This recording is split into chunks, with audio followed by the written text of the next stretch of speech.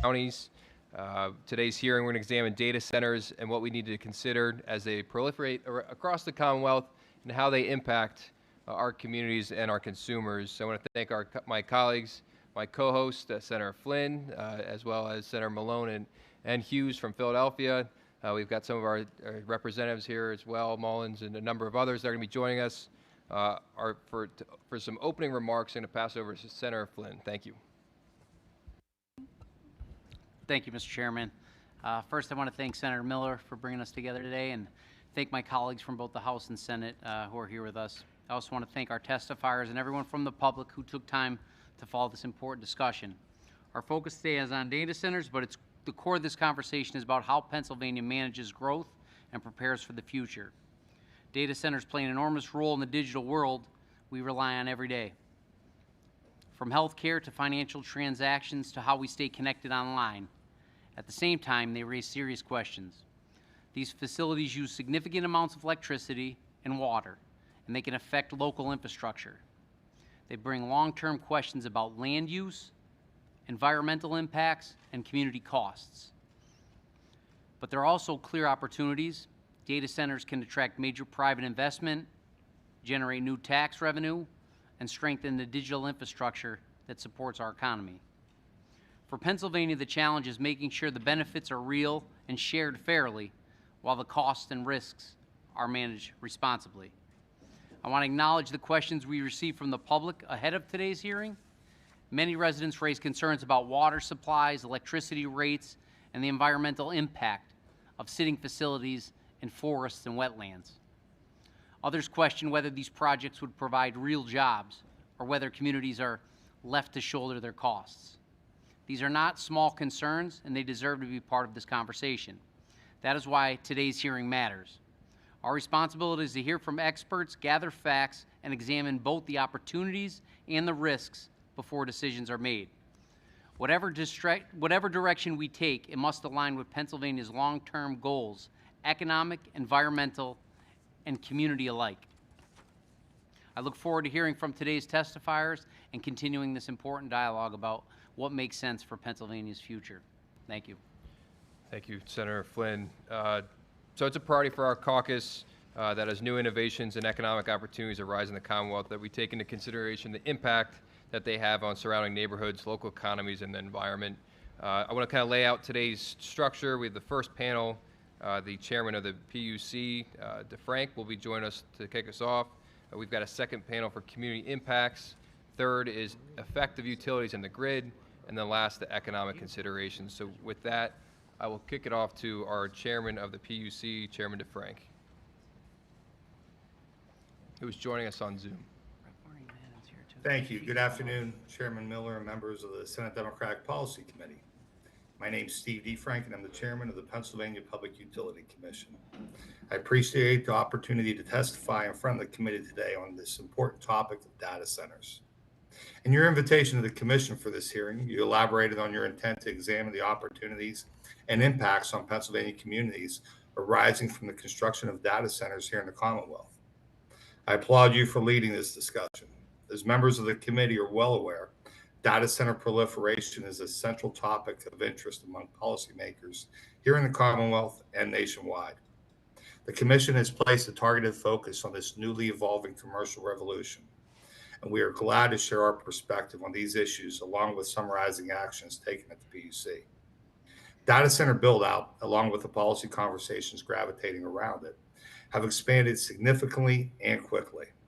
The challenges and opportunities now being discussed in a myriad of venues, such as this hearing today, were barely even a topic of conversations just 2 years ago. Now we find ourselves weighing the variables and striving to tackle these challenges in a way that maximizes the huge opportunities presented. Pennsylvania has a long and proud history of energy, industrial, and technological innovation. From the first commercial oil well in Titusville, to the steel mills of Bethlehem, to the Westinghouse labs in Pittsburgh, to natural gas extraction and shale formations in the southwest, and northeast regions of the state. Once again, Pennsylvania is uniquely situated to cultivate the potential benefits from a breakthrough in data center development.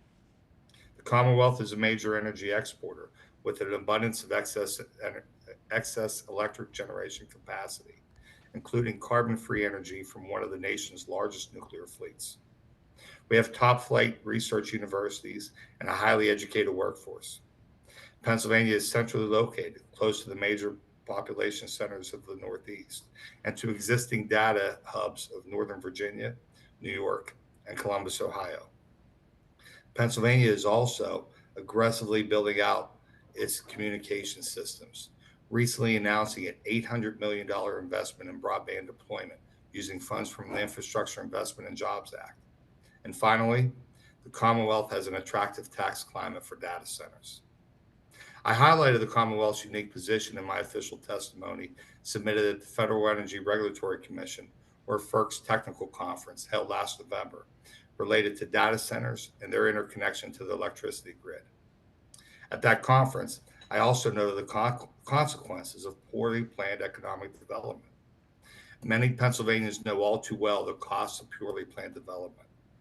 While our rich industrial heritage has contributed to our economic prosperity, we have left future generations to deal with the impact of poor or no planning. This is why we must make certain that the mistakes of our past are not repeated in the present to leave problems for the future. Now, at the beginning of this new wave of technological growth, is the time to make sure things are well planned and done right.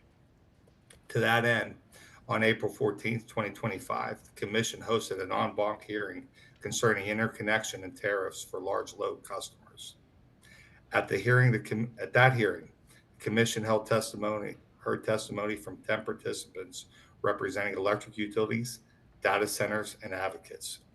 We focused the conversation on the impact of data center interconnection onto the electric grid, as well as what rules and procedures should be in place to effectively interconnect these facilities while protecting existing customers from undue risk or stranded costs.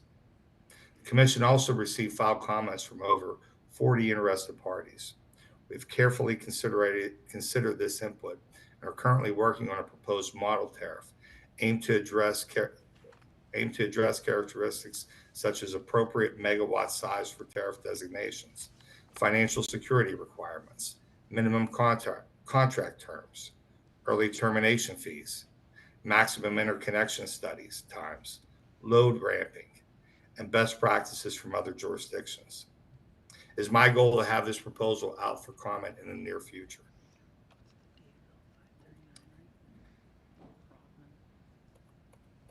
As we all know, the electric demand from these data centers is unprecedented. Historically, growth in electricity demand was linear, growing in a range from 1% to 3% per year. Interconnection of data center customers is similar to creating a brand new city, but placing its demand on a relatively small geographic footprint. Herein lies the potential benefit of these accounts. For instance, the city of Pittsburgh has approximately 5,000 miles of circuits, 180,000 meters, 100,000 poles, 150 substations, and 20,000 transformers. The reason I talk about the city of Pittsburgh because the current data center being proposed by Amazon at the Susquehanna Generating Facility at the current filing before FERC is for 480 megawatts.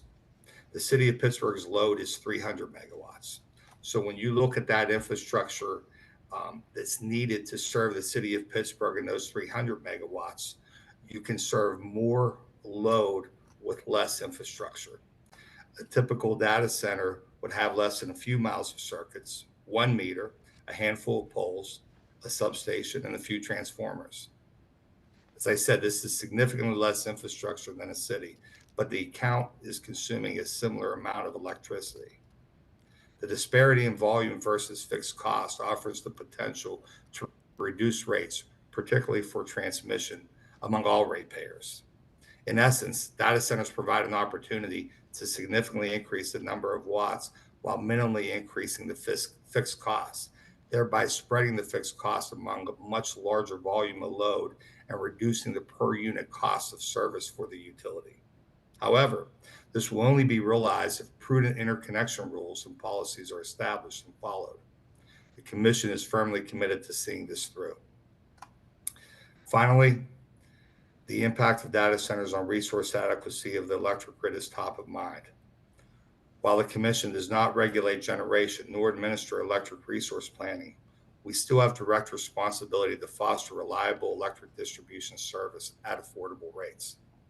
To that end, the Commission hosted a Resource Adequacy Technical Conference on November 25th, 2024, to hear perspectives of electric utilities, generators, PJM advocates, and legislators on this important issue.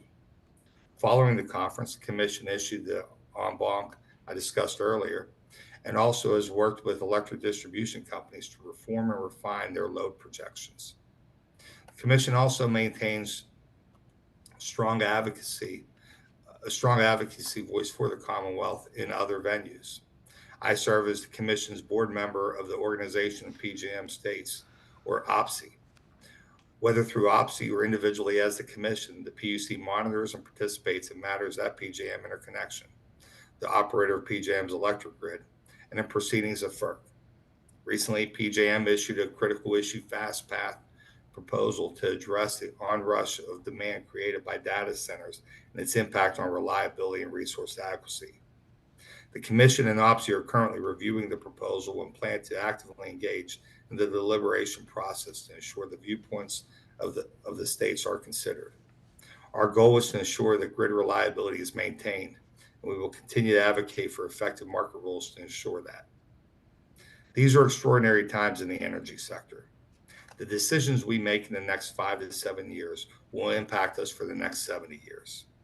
I'm confident with prudent planning, new data centers can be integrated into the electric grid in a manner that benefits all utility customers, local municipalities, and the Commonwealth. I thank the committee for the invitation to participate today, and I look forward to answering any questions you may have. Thank you. Thank you, Mr. Chairman. I'm going to open this up with just a quick question on the balance. One of my first hearings as chairman of the policy hearing for the Senate Democrats was about energy affordability and resource adequacy. How do we balance, and understanding the economic development and potential tax revenue that these centers would create, how do we balance protecting our consumers that have seen increases in energy costs? I represent parts of the PPL service area, and they've just saw double-digit increases to their energy bills. How do we balance that economic development opportunity with the impact to consumers? So affordability comes top to mind in many regulators, and myself is no difference with that. The most important thing is we have to keep the lights on. We have to make sure that we have enough power to serve our needs. So that's first and foremost, and that's what led to our tech conference that we had last November. Coming out of that tech conference, as I said, was the en banc hearing to develop a model tariff. But we're also engaging in an RFP to look at what our load projections are and if we have enough supply. I do think that some of the projections that are out there are probably a bit inflated. When you look at some of the numbers out there, I'm not sure that they justify some of the projections that are out there. So as I said in my testimony, when we restructured and when we removed generation under the PUC's regulation, we also gave up resource planning, and we put all of our resource planning eggs into the PJM basket. That's something that I think restructured states are now starting to look at and having a little more input and a little more review of some of the resource planning in their state. I think you got to remember that we go beyond Pennsylvania. I mean, we are in a regional grid. So what happens in Maryland, what happens in Ohio, what happens in New Jersey affects us in Pennsylvania. So that's one of the reasons why I think this is an opportunity. As I said, we're long on generation in Pennsylvania, meaning we have excess capacity. However, um, if we see these developments happening in other states, that's going to be Pennsylvania power shipped into those other states to serve those entities. So that's why I think that it's an opportunity, because of the size of this investment is keeping those investments in state. Now, your question, Senator, how do we keep this affordable? I think there's, again, we're in a restructured market. So our electric bills, there's two different sides of them. There's the generation component and there's the distribution component. The distribution side is what's regulated. The generation side is not, which means you could shop for your own electric supplier, or decide with the default supply of your electric company. When we look at those prices, and that's the increase you're talking about at the PJM marketplace, that's difficult to deal with, because what that is a supply and demand paradigm. We're seeing increased demand with reduced supply. So that's why you're seeing those prices jump in that regard. The way we address that is, first off, we need more generation. There's no question about it. But I also talk about it above all the approach. Demand response. We need to reduce peak demand times. You are not going to be able to build yourself to meet peak demand. It becomes very expensive if you do that. We just reauthorized phase 5 of our Act 129 program. The way we meet system peaks is through the demand side. We can't build to that. You realize many of our costs, when we look at our costs, are driven by 20 or 25 hours a year, and sometimes it's over several years. So how we meet the needs in those small times of the year when the grid is most stressed is what drives costs for ratepayers. So that's on the generation side. On the distribution side, that's what we regulate at the PUC. And this increased load can actually drive down distribution rates, because a distribution rate is nothing than a price per unit. So if you drastically increase your units and minimally increase your costs to serve those units, the price per unit will come down. So this increased load on the one side of the bill can bring it down. On the other side of the bill, though, it's raising it, and that's because of the demand supply issue. Understood. Just one follow-up question, and then I'm going to open up to my colleagues. How about the environmental impact and the water consumption? Could you touch on what you're seeing or projecting on your end, or what you've seen? There's obviously a lot of stuff on social media. I just wanted to see if you have any kind of expert insight into that. So, water consumption is huge. It's mostly used for cooling, but data centers are large users, large consumers of water. I am not sure how much of that consumed as opposed to used. I think it's mostly used, not consumed, meaning that it would be put back. I think it's being used to cool. So temperature is an issue of that water, what it's being returned to the environment in. However, and your data center folks can probably answer that question a little better than I. But my understanding, it's used, not consumed. Okay, thank you, Chairman. I'll pass it to Senator Malone for a question. All right. Is that working? Okay. You gotta speak into the mic, though. Got to be 100 miles away here. Yeah, I just wanted to go back really quick. What's the timeline to the proposed model tariff that you mentioned? Go ahead. So we hope to have it out for comment by the end of September. So Okay. the next couple of weeks. Okay. And then can you talk about the range of options that are being considered in that?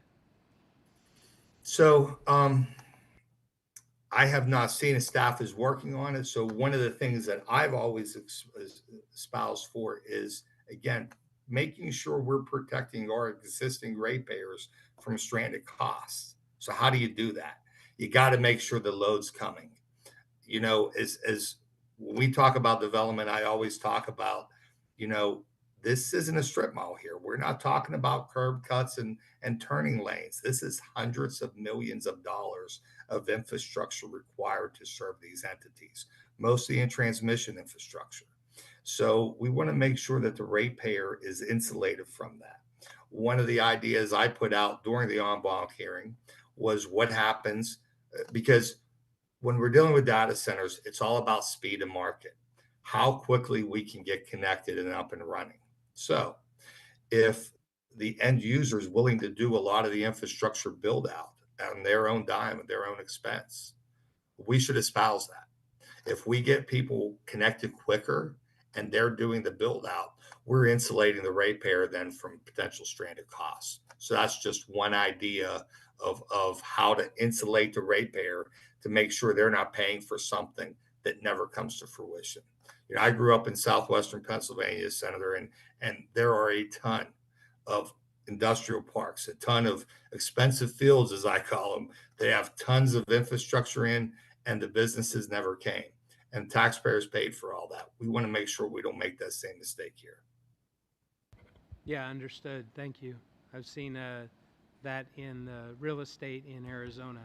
Hundreds of never built out, Yep. but completely started projects. Thank you. Very expensive fields, yes. Representative Mullins, you have a question? Oh, no, just whenever you're doing the round of introductions, I can defer until. Okay, this all right. panel's done. Any other questions for our chairman? I see Senator Williams. Go ahead with your question. Thank you. Thank you, Chair DeFrank. My question was PJM's auction that presumed data centers would be built in their territory that led to an increase in our electric bills. I know that utility bills are one of the biggest drivers that my constituents call. They call into my office and to United Way. Do data centers pay into consumer assistance programs that help consumers like our seniors better afford their utility bills?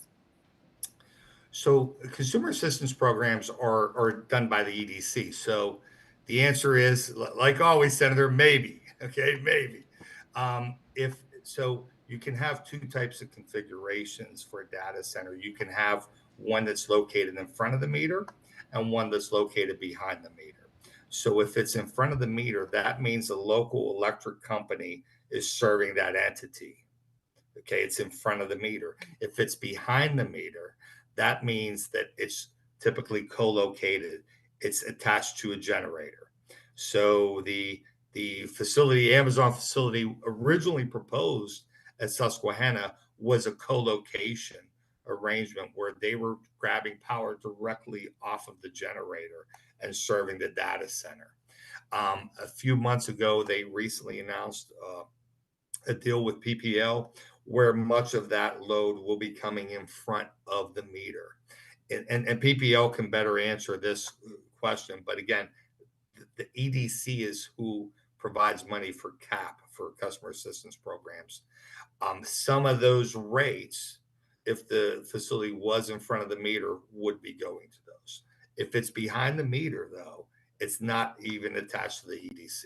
But if they're behind their meter, they're still affecting our increase in prices for the build out of. Oh, they absolutely are. So, There's no question. so I would argue that whether they're before or after is we should think about that in terms of what they're paying into consumer Well, I assistance. think you'd have to re-regulate. We're a restructured state and we don't regulate generation. That's what the issue is. So I don't know that you can require a payment like that for an entity you don't regulate.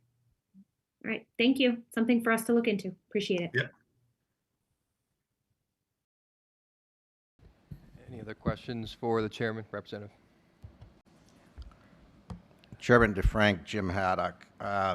In a recent PUC report that just came out for the year 2024, the state of Pennsylvania experienced the highest levels of power outages in the past 30 years.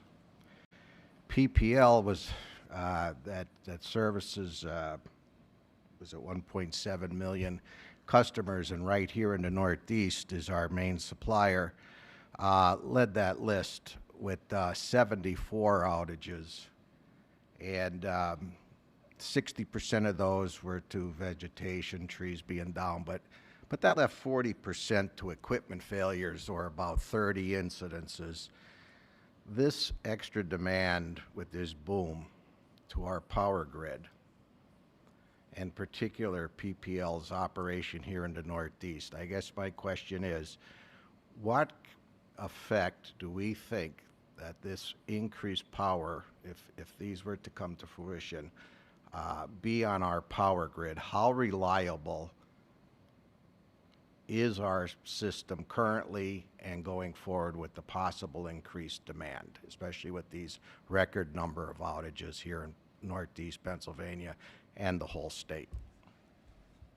So, when you look at outages, it is either down trees or equipment failure. It's not from lack of supply. So that would be the first issue I would point out. It's not as though we haven't had enough supply. It has been equipment failure or trees. So that's why you've had the outages. But that's what we're dealing with now, Representative, and that's the issues that we're trying to address now, is to making sure we have enough adequate supply. And it's adequate supply when? Adequate supply when you have the most stress to the grid, or adequate supply when you have the least stress to the grid. And the other question is our data centers, can they be interrupted? So when we have those stress times on the grid, is a data center able to come offline and make sure homes are powered and not the data center?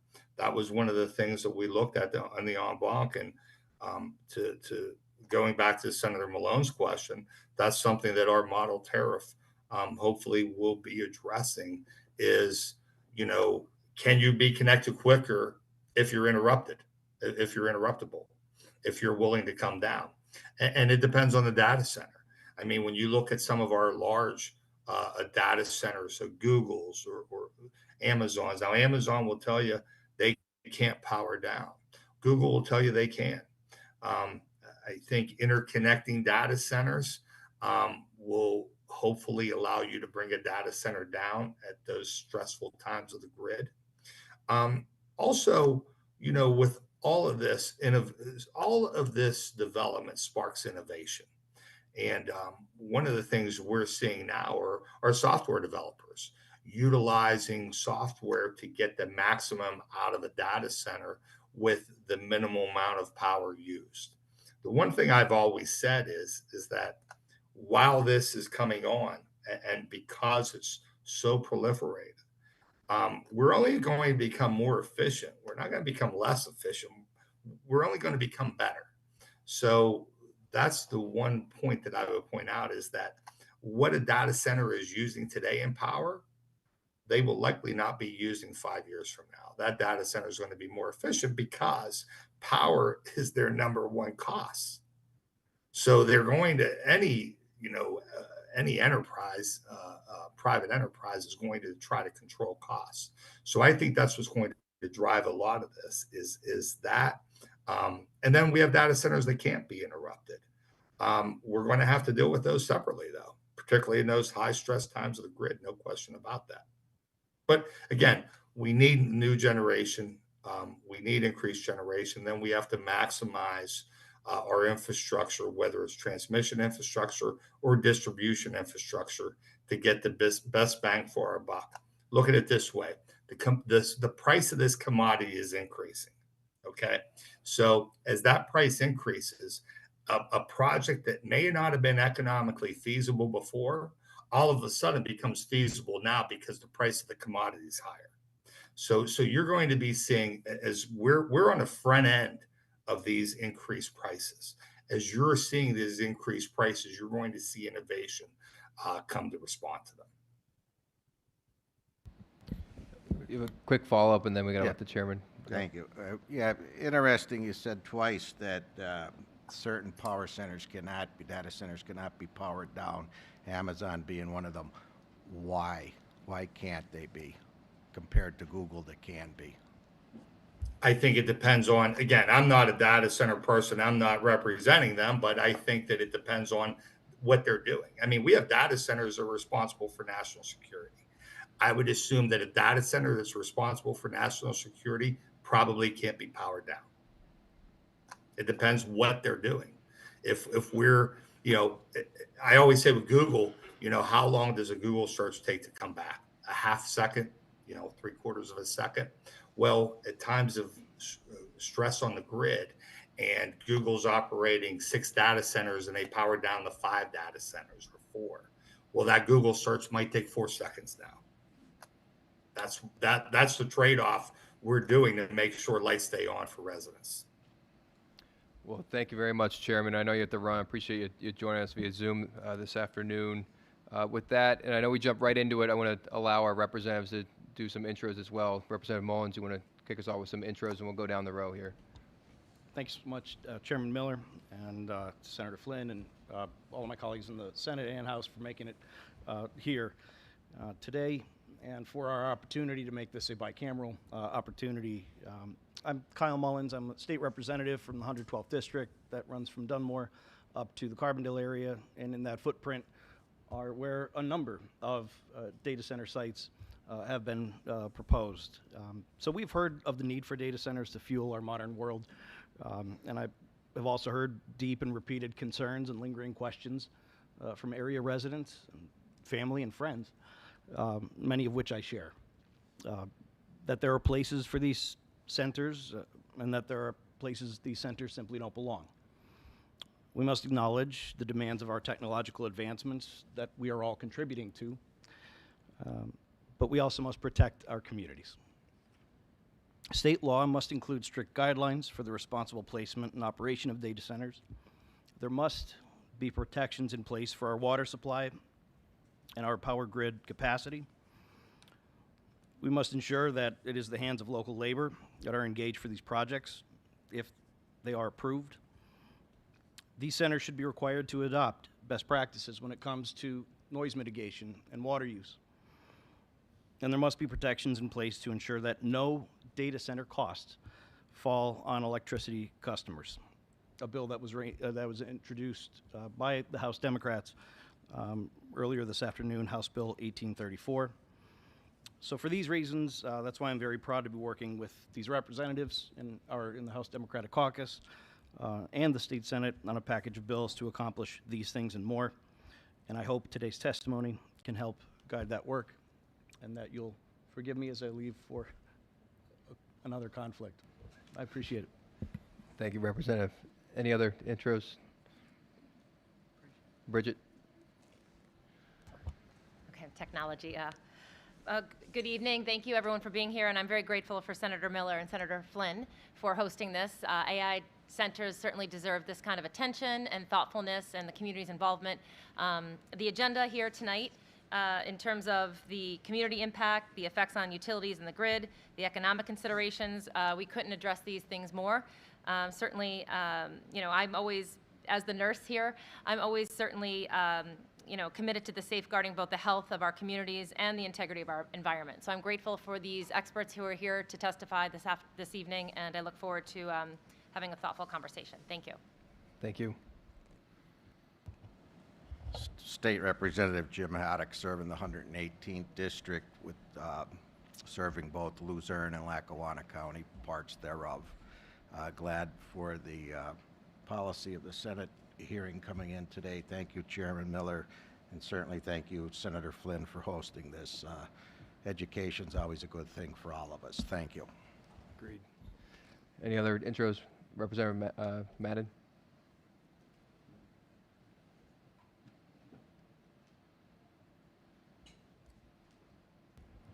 Thank you, Chairman Miller, Senator Flynn, for having this hearing.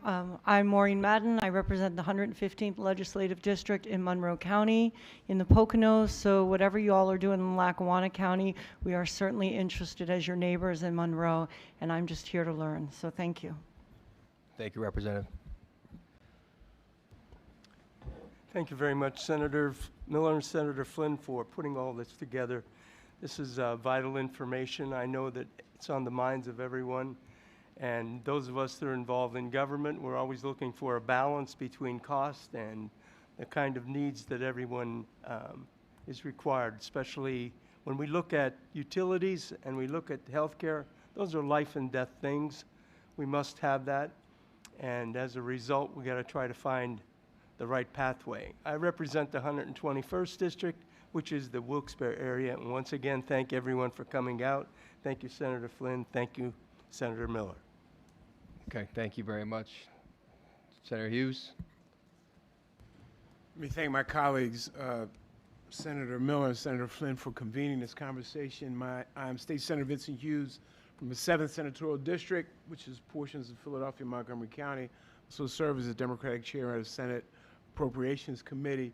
It is always good to be in the great northeastern part of the Commonwealth of Pennsylvania, where I have lots of friends and folks that we work with on a number of different issues over the years.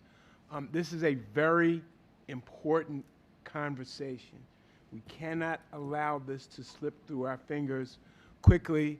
I want to thank Chairman DeFrank for providing us a broad perspective on the things we need to be thinking about, and I'm prepared to work with all of my colleagues, both in the Senate and the House, to try to get good policy done here in the Commonwealth of Pennsylvania. Thank you. All right. Anyone on Zoom? Senator Muth, Senator Williams, Carney, any opening remarks? I just, again, appreciate your patience. I wanted to get Chairman DeFrank some opportunity to talk before you had to go. Senator Carney, I see you waving your hand. I'm fine. I don't need to. Okay. All right. Thank you very much. All right. So with that, we'll move to the second panel, community impacts. First up, we'll have on Zoom from the National Resource Defense Council, Robert Ruth. Second will be County Commissioners Association of Pennsylvania, Frank Mazza, and Pennsylvania State Association of Township Supervisors, Holly Fischel. So with that, Robert, I'll open up with you. Good afternoon. Can you hear me okay? Yep. Great. All right. So thank you, Chair Miller, Senator Flynn, all legislators and staff in attendance for this opportunity. Obviously a timely subject given the cascade of announcements about data center projects and significant planned investments that we've heard in Pennsylvania this year. I think it's important to understand the facts, what's real, and how best to protect against spikes in your constituents' electric bills and spikes in pollution associated with any new electric generation or from existing fossil assets being inefficiently utilized. I'm going to build on some themes that you heard from Chair DeFrank, but briefly about myself. Name is Robert Ruth. I'm a senior attorney with NRDC, Natural Resources Defense Council, founded in 1970, and I serve as the Pennsylvania State Lead for our Climate and Energy Department. And so Pennsylvania, just like the rest of the country, we are faced with unprecedented opportunities related to data centers, artificial intelligence or AI campuses, high-tech cloud computing, all of these new large loads that are characterized by their significant demands for electricity. And these facilities, they can spur economic growth, they can create jobs, they can have increased municipal tax revenue, they will be responsible for various infrastructure investments, but their rapid anticipated growth and really unique operational behaviors require specialized planning, not just to maintain grid reliability, but also to accurately forecast peak demand in the years ahead. So just to start, to be clear, NRDC is neither pro nor anti data center. We care about avoiding outcomes that are harmful to consumers, to the grid, and to our climate. So one key principle that I hope everyone takes away from my testimony today: if a new large load does not bring its own new, clean, firm generation to power its operations, then the inherent results will be increased pollution, increased strain on the grid, and a financial blow to residential ratepayers. So already, consumers are facing increased utility costs driven in large part by projected data center build-out. The most recent capacity auction held by PJM in July, that would be for the 2026-27 delivery year, it cleared at a historically high price, which broke the record that was set by the previous auction held in July of 2024. And those effects just started hitting Pennsylvanians this June. So that July 2025 auction, it had a clearing price of $329 per megawatt day. That was at the cleared at the newly lowered price cap that was negotiated by Governor Shapiro earlier this year. It's worth noting that that settlement agreement that the Shapiro administration reached with PJM helped mitigate the severity of the price impacts. PJM released its auction report after it announced its results, and it found that costs would have soared $2.9 billion higher absent the new cap. And again, that will only be in place through the next capacity auction, which is scheduled for December. This was a temporary agreement that FERC approved, and it was designed to buy time to fix these structural underlying issues with PJM's interconnection queue, its capacity market design, and its forecasted increase in large loads. So the growing electricity supply-demand imbalance in the region is really highlighted by the interest in data centers. One critical change between PJM's capacity auctions last year and then this July, there was over 5,400 megawatts of increased demand forecast, of which 4,800 megawatts, so nearly 90%, were traceable to large loads. Those are primarily, although not exclusively, data centers. PJM's markets currently allow for electric utilities to have different practices for determining future demand, future load, and that can lead to over-procuring supply for double-counted data centers or for data centers that are just shopping around but may never be built. And there's a bar chart included in my written testimony that illustrates some of these changes.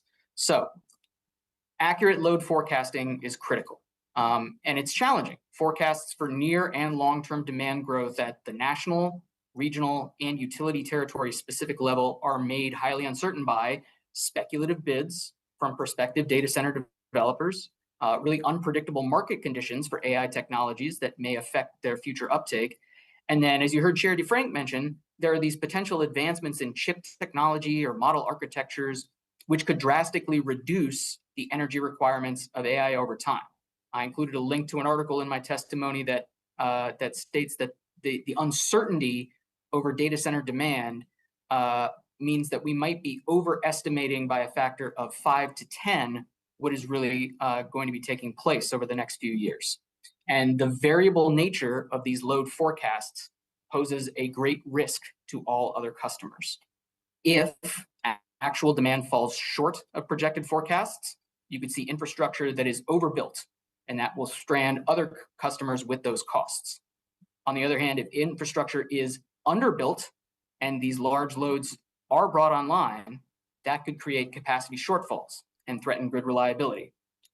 So even if we right-size the system, we will need deliberate, thoughtful, and proactive steps from regulators and legislative enactment of regulatory frameworks to make sure that the risks of costs being shifted from large load customers to other ratepayers are not don't materialize. And so earlier this year, NRDC submitted comments to the PUC following its en banc hearing, which you heard about. We provided a series of recommendations to increase demand certainty and align infrastructure investments with real demand. Our recommendations would require that new large load customers provide near and long-term guarantees that they are committed to siting in Pennsylvania with the capacity and energy requirements that they request. This would also serve to benefit large load customers by providing some certainty, some transparency in terms of costs, and some roadmaps for expanding their operations.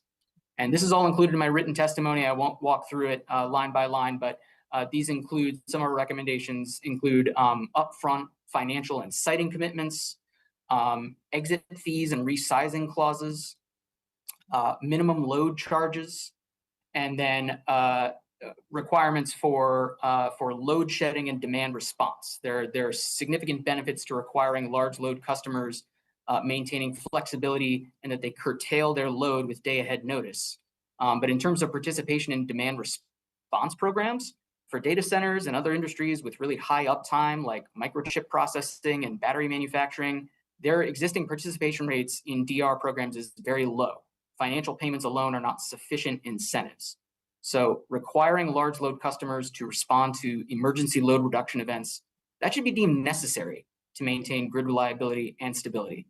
And there is a critical role for PJM to play on this front NRDC and our partners, we recently filed comments on some of PJM's proposals. You heard Chair DeFrank mention the critical issue FastPath. This will help address resource adequacy constraints currently being driven by data centers. So we submitted all these recommendations to the PUC.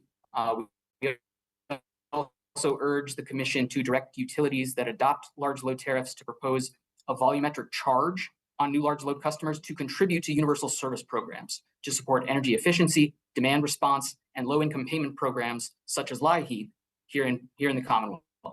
And I want to be clear, the funds collected under any such system benefit charge must not supplant existing programming. They must supplement them. So lastly, I just want to highlight an example from neighboring Luzerne County. In June, Governor Shapiro announced Amazon plans to invest at least $20 billion to establish AI innovation campuses across the state. Salem Township in Luzerne, home to the 2,476 megawatt Susquehanna nuclear plant, was listed as one of the first 2 sites. This likely reflects the fact that Talon, the plant operator, announced it had entered into a PPA with Amazon to provide nearly 2 gigawatts of power for a data center campus by 2032.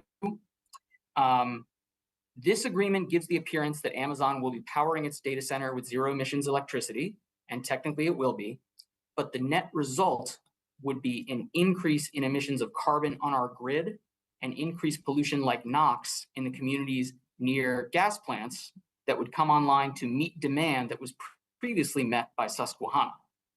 And it's understandable that nuclear power plant owners who are likely fed up with volatile energy and capacity markets in PJM would be looking for some long-term revenue certainty, like with a PPA signed with a data center company. But it's difficult to see how we can meet our climate targets if we cannibalize existing zero emission resources. So NRDC, in the context of hydrogen production, we have long advocated for the three pillars to make sure that hydrogen actually serves as a clean energy solution. One of those 3 pillars is additionality, simply meaning that if we're going to power a new large load with zero emissions electricity, whether that's a hydrogen electrolyzer or a data center, it must be powered by a resource that is additional, not an existing resource. Otherwise, that new demand is in fact directly responsible for increasing emissions from the broader grid, because removing an existing nuclear or renewable energy plant from the grid supply immediately results in those megawatt hours being backfilled by gas plants, at least for the near and the medium term. So I just want to highlight a contrast between the Talon Amazon arrangement and what was announced last year with respect to Microsoft and Constellation to restart Unit 1 at 3 Mile Island, now known as the Crane Clean Energy Center, to meet Microsoft demand from its new data centers in PJM. Unit 1 for 3 Mile Island had been closed since 2019 because it was no longer economic. So that arrangement would result in new low carbon electricity coming online. So from a climate, consumer, and grid impact perspective, that arrangement will result in a better outcome than the alternative, data centers being powered by polluting gas plants. So I'm almost at 10 minutes here. I'll just conclude by saying that we do have a precarious electricity supply situation in PJM. If it's not managed carefully, it could cost consumers tens of billions of dollars, and at a certain point, risk life-threatening winter power outages. We know that data center build-out is a leading cause of rising electricity prices, and it could potentially increase harmful pollution array tools available to address the issue. So NRDC looks forward to working with the General Assembly. I appreciated hearing about the introduction of House Bill 1834, for example, as well as working with other relevant stakeholders in the months ahead, because we need to establish a diligent regulatory framework for large loads and for data centers that can do multiple things all at once: lower consumer bills, reduce climate pollution, and grow and protect energy jobs. So thank you. I know I probably went over time. I appreciate the opportunity and look forward to answering any questions. Thank you, Robert, and please stay on. We may have some couple other questions. We've got 2 more testifiers on this panel. Holly Official with the Pennsylvania State Association of Township Supervisors. Holly. Thank you very much. And thank you, Chairman Miller and Senator Flynn, for inviting PSATs to be part of this hearing today and to present remarks on behalf of our 1,453, our association. PSATs is a nonprofit, nonpartisan organization committed to preserving and strengthening township government and securing greater visibility and involvement for townships in the state and federal political arenas. Pennsylvania is blessed with an abundance of natural resources and a diverse landscape covering urban, suburban, and rural communities. Our state has resources and talent to be an economic and energy powerhouse, and we agree that it should be. When the state succeeds, our local communities succeed.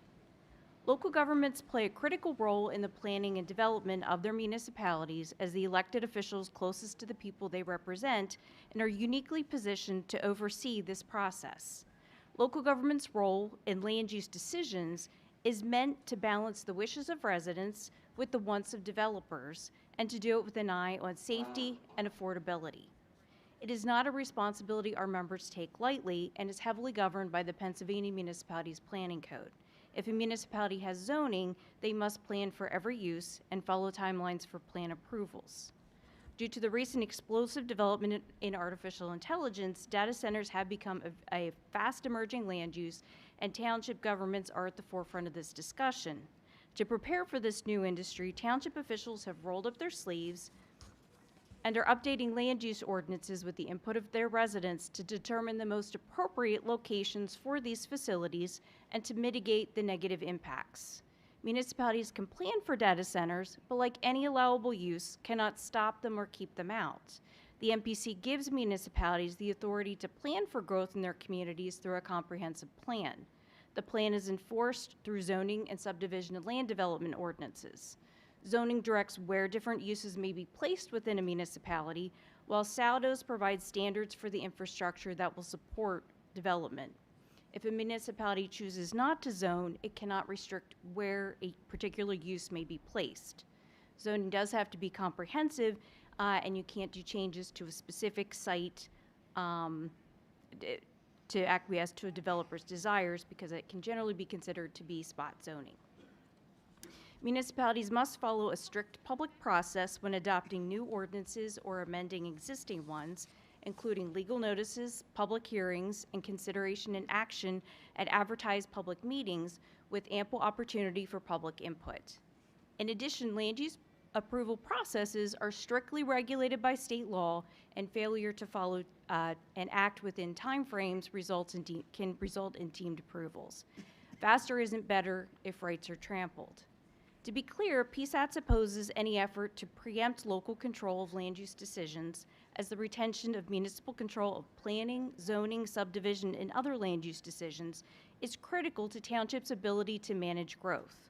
Local governments must continue to be allowed to set common sense rules that vary by community and deal with things like setbacks, noise, light pollution, and reasonable height requirements. Township officials spend a lot of time thoughtfully planning for development and crafting ordinances that balance development with community needs. For townships expecting the first data centers in Pennsylvania, both elected and appointed officials have been aggressively working to learn more about the impacts of these facilities and experiences in other states. While promising a windfall in new property tax revenues, positives need to be balanced with mitigation of the impacts on the residents who live down the street and share a well with the facility or the fire department who will respond to an emergency. Some may question these requirements, but they are rooted in careful examination of the issues. Height limits ensure that volunteer fire department's equipment can access the roof in the case of an emergency response or fire. Noise restrictions and setbacks correspond with closest residential buildings and ensure quality of life for residents from data centers that will be operated 24 hours a day, 7 days a week. One of the largest impacts of data centers, as we've discussed, is water use, which without thoughtful planning could have devastating impacts on existing residents and businesses. Depending on its size, a single data center could use up 1 million to 5 million gallons of water a day. Water is limited and a vital resource, so residents have valid concerns about water usage. Townships must ensure that the developer has documented an adequate water supply that will not leave residents unable to use their homes and businesses if water supplies go dry and require the township to truck in water for daily use. Finally, the electricity needs of each data center may exceed that for the entire metropolitan region or even county. While generally outside the purview of the municipality, proper planning ensures that the developer has worked with electricity suppliers and utilities to provide for their needs, as well as that for the generators that will supply backup power for these facilities. This demand will, in the short term, lead to higher consumer electricity costs until grid capacity is increased. PSAT supports efforts to streamline permitting at the state level, as our members experience firsthand experience with cumbersome state permitting processes. However, streamlining permitting processes should not amount to waivers that could cost the necessary oversight to protect our residents and environment. In closing, data centers have a place in our Commonwealth. However, like any land use, we should not rush their development for the sake of a headline or news hit. These projects will have long-lasting impacts on the communities that host them, which is why it is critical to preserve local decision-making and avoid a one-size-fits-all defined schemes. Thank you. Thank you, Holly. Frank? Thank you, Chairman Miller. Thank you, Senator Flynn, members of the committee, and certainly members of the House who are able to join us here today. I would like to say that certainly counties echo much of what Ms. Fischel has already said. Came here prepared today to discuss, the concerns that county governments have in our role is certainly, I think, the largest, landmass-wise government entity of all of our local governments, covering all 67 counties, 13 million Pennsylvanians, and the 13 million Pennsylvanians that we represent, our members represent, that are your mutual constituents.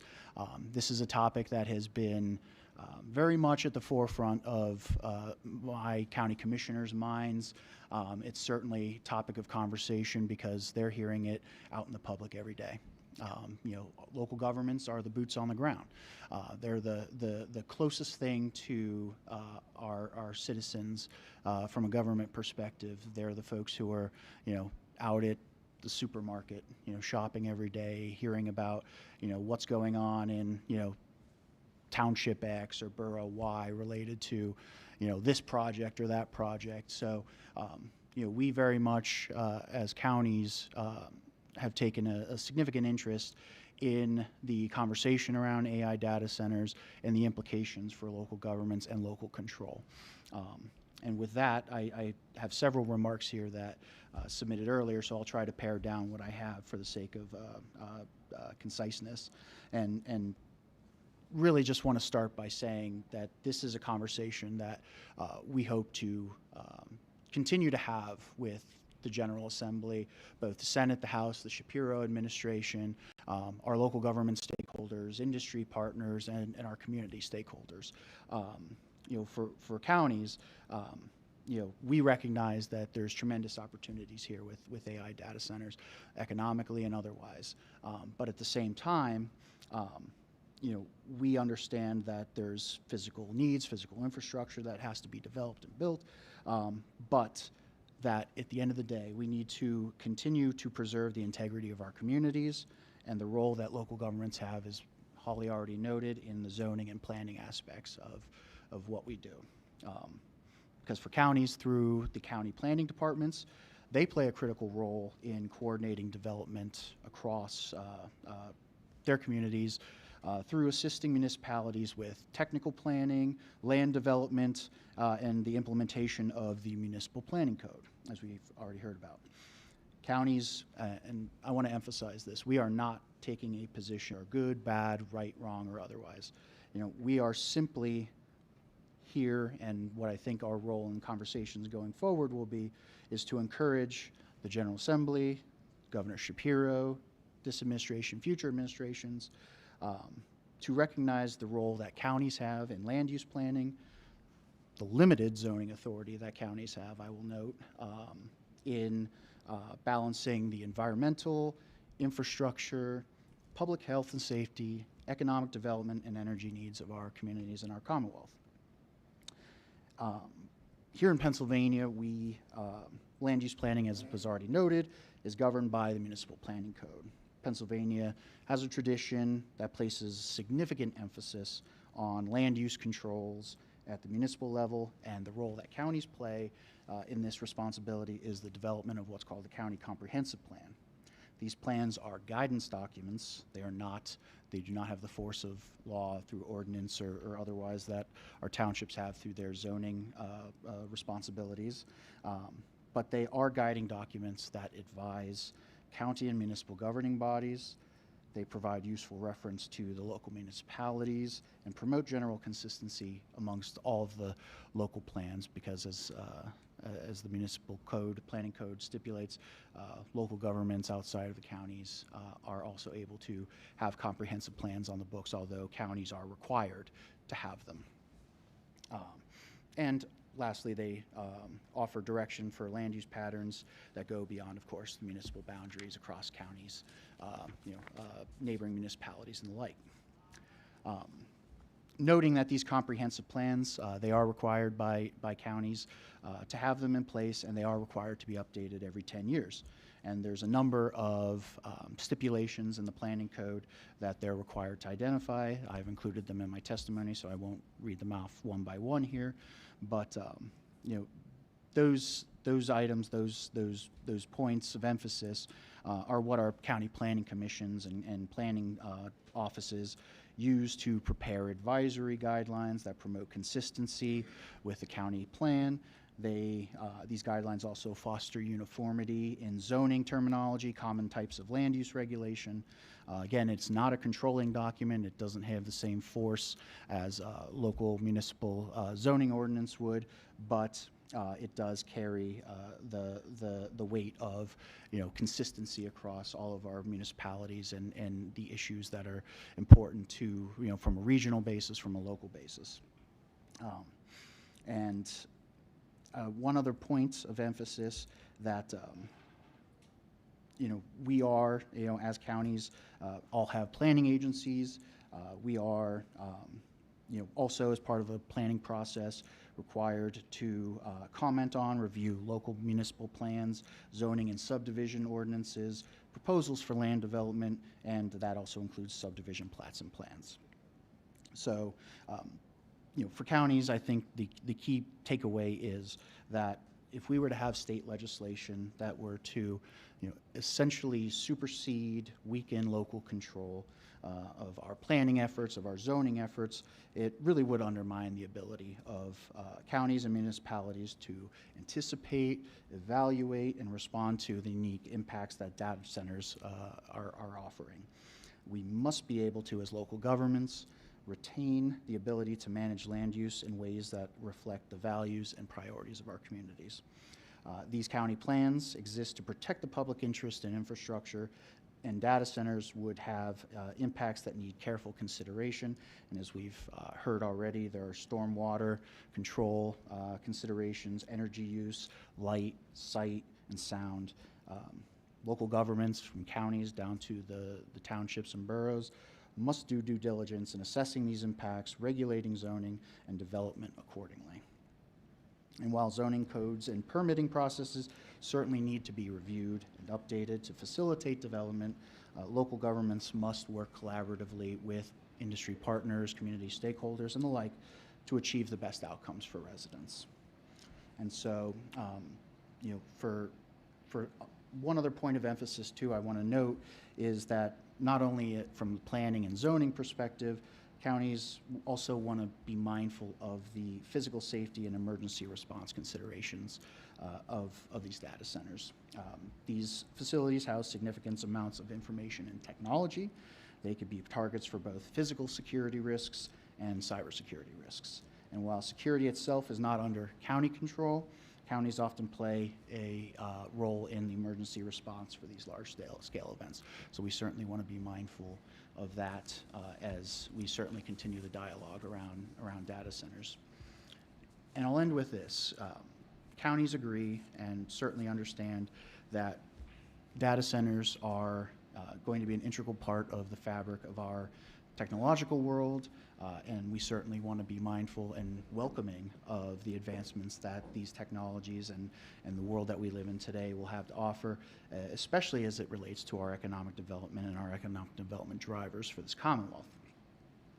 But again, to I think piggyback off of Ms. Fischel's main point, that for counties, the important point to emphasize is that we must maintain that local government interests and the interests of our communities must remain at the forefront of all these conversations. So with that, I certainly appreciate the opportunity to be here today. We look forward as an association, as our county governments, to continuing the dialogue with our legislators, both in Harrisburg and beyond, to ensure that we are doing this the right way, and that our local governments continue to play a key role in ensuring that our community fabrics, our communities, and the residents that we all serve are served well by the development that is, I shouldn't even say coming, is already here. So with that, I appreciate this opportunity and happy to answer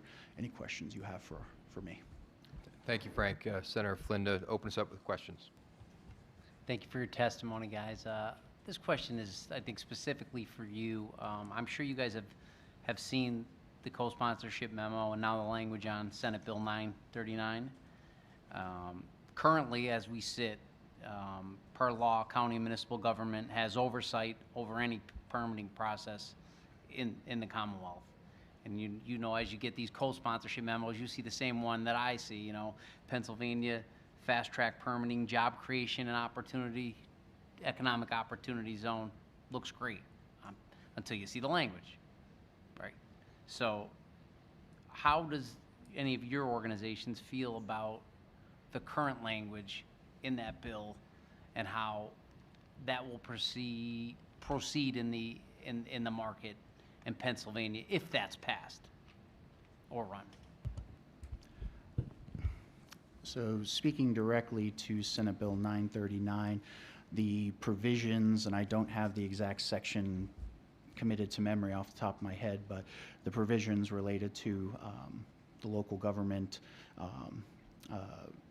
responsibilities under it have given us some pause, we'll say, and have given us some concerns, and we certainly have expressed that to the bill's sponsor. And I think the big thing is that we understand that this is going to be a moving needle. Certainly a lot of stakeholders are going to want to weigh in on this legislation, if that's the legislation that ultimately is what is used to move the needle on this.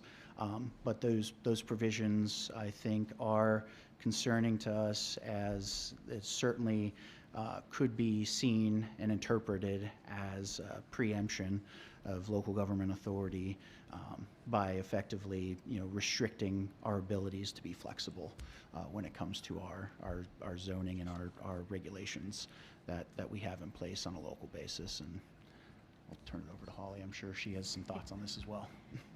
I echo very similar concerns, specifically with it's Section 302 in the bill, where it talks about the municipal review processes and restrictions on zoning ordinances. And that particularly, we oppose that section of the language because we think it's overly restrictive and it does look like a preemption. These facilities are not like every other, I think, compared them to light industrial uses. And that's they're not really comparable. They are different and need to be treated properly to address the different, mitigate the different factors with those, the impacts. We also have concerns with the time frame limitations, where a conditional use would have to be done, I think it's 120 days, and that's just not, it would not be enough time, and it conflicts with time frames in the municipality's planning code. So that's also a large issue of concern. Senator Malone, question? I just want to thank you for your answer there. I'm offering an amendment to the bill to put back in city municipal government to have that right of refusal by their council to have these data centers or not. So I just want, and if that amendment's not passed, I would never vote for this bill. So just so everybody out there knows.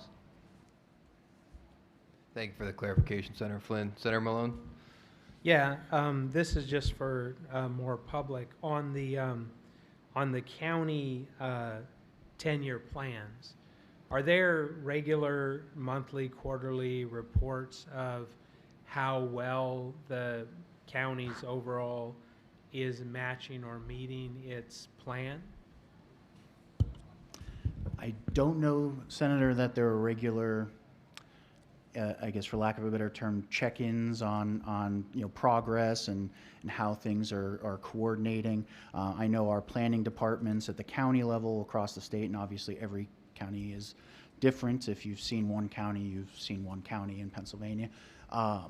But I know our planning departments across the state take great strides to ensure coordination and collaboration with their local government partners.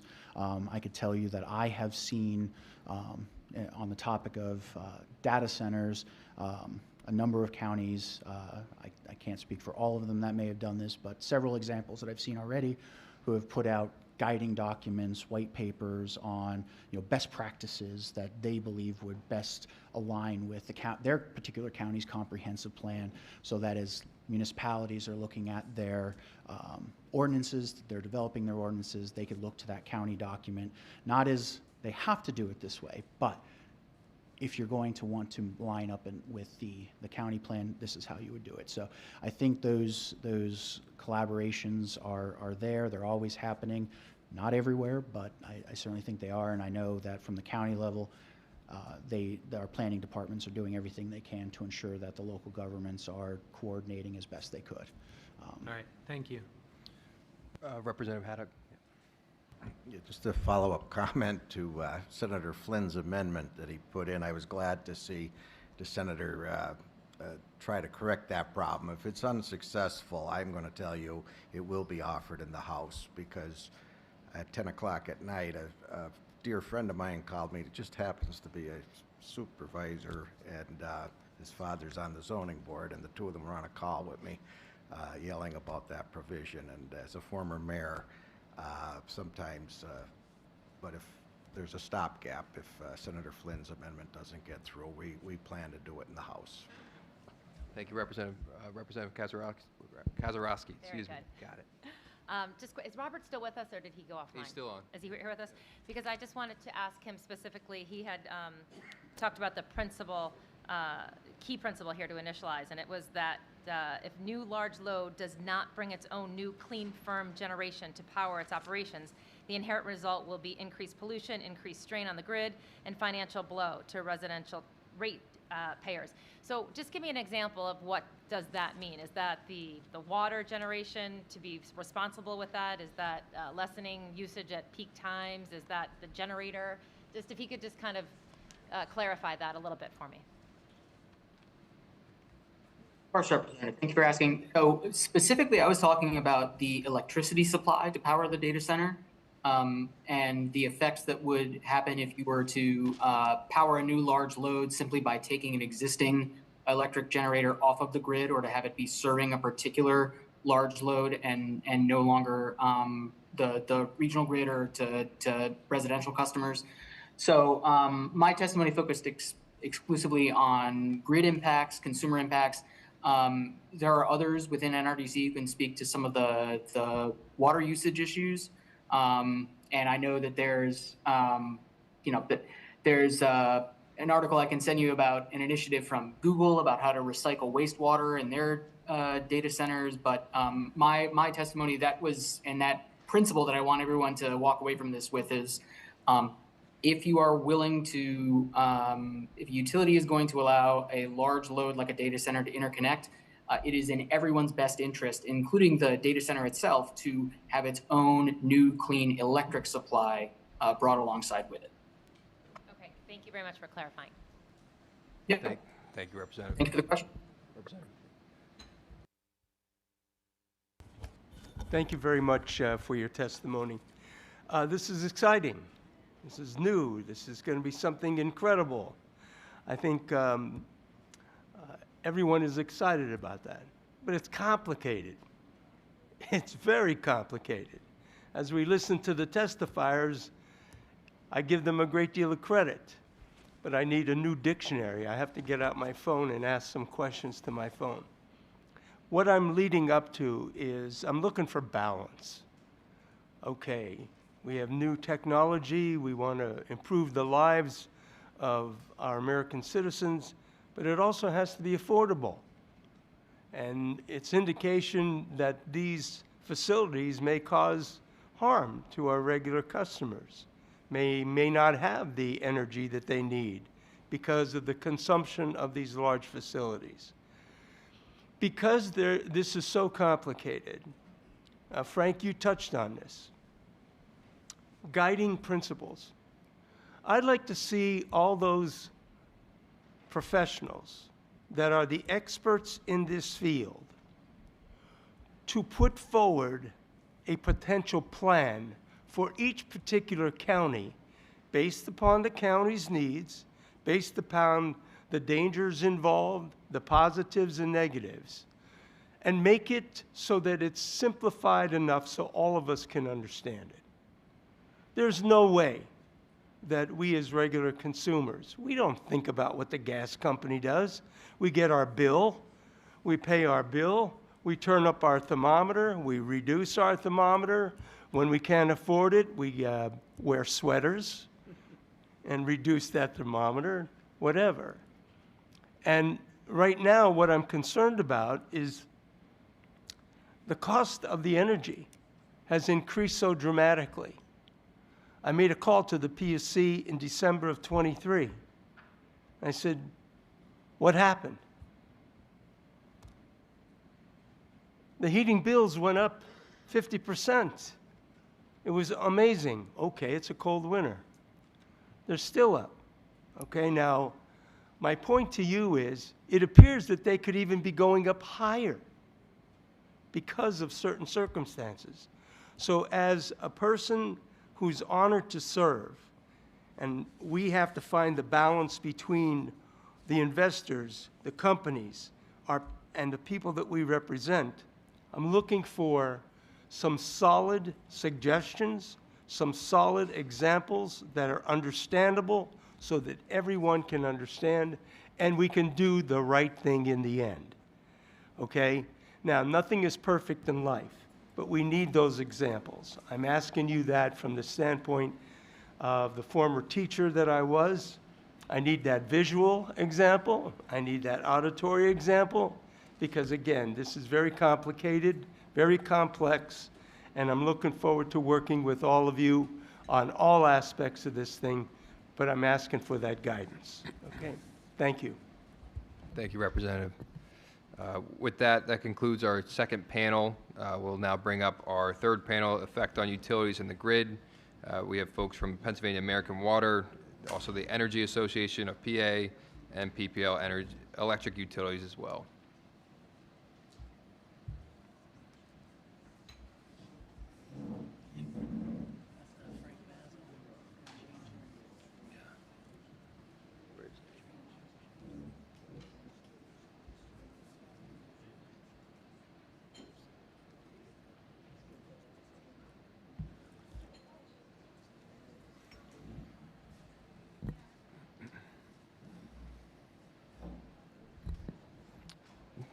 Shelby, do you want to kick us off?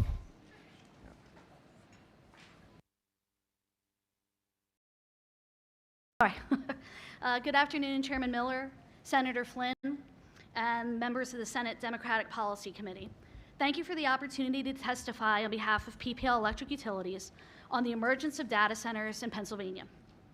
My name is Shelby Linton-Ketty, and I serve as Senior Director of Public and External Affairs for PPL Electric Utilities. PPL Electric serves 1.5 million customers in 29 counties in central and eastern Pennsylvania. PPL Electric owns and maintains 50,000 miles of regulated transmission and distribution lines, infrastructure that's vital to the economic vitality of the Commonwealth and the communities that we serve. We applaud the committee for taking the time to discuss data center development in the Commonwealth and the state's role in ensuring a secure, affordable, and sustainable electricity supply while accommodating an acceleration of electricity demand and load growth that we have not seen in decades. PPL Electric has a total of 14.4 gigawatts of data center load in advanced stages. This pipeline of projects exceeds our current peak load of 7.5 gigawatts. In practical terms, that means we're preparing to nearly triple our system demand in the next 10 years, growth that took over a century to reach. This surge in growth requires a modern, resilient power grid that's ready to meet the needs of Pennsylvanians today and for generations to come. Over the last decade, we have invested $13 billion in our grid and expect to invest another $7 billion through 2028. These investments in hardening and automation drive improved reliability and resiliency performance while preparing our region for this future growth. We are a leader in the use of grid-enhancing technology to improve the system while avoiding more costly upgrades where possible. For example, we have expanded transmission capacity using dynamic line rating technology, which saves customers millions of dollars per year in avoided congestion fees and traditional capital upgrades. And importantly, and Chairman DeFrank also highlighted this, all of the data center projects currently under agreement will be in front of the meter, which means that they will be connected to PPL Electric's transmission system. This means that any benefits from this increased load will flow to all PPL Electric's 1.5 million customers in the form of improved reliability and affordability. And we have contract provisions in place to ensure that the costs of any upgrades necessary to interconnect a large load customer do not become stranded costs. As these large load customers pay for their share of the system, transmission costs for other customers will be reduced. We estimate that the first 1 gigawatt of load, paired with an average $100 million of system upgrades, will result in a 10% reduction in the transmission component of the bill for our average residential customer. Additional load will then bring added cost reduction benefits. Even with our significant infrastructure investments, the increased demand for electricity at current forecasts will require the need to site new transmission lines, and in some cases, will also require the construction of additional substations. Where possible, PPL Electric aims to leverage brownfield rights-of-way or rights-of-way along highway corridors and seeks to have positive relationships with landowners.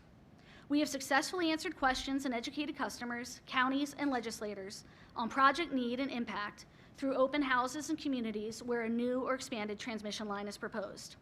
This level of community engagement has been our practice for decades and will not change with the level of activity that we expect going forward.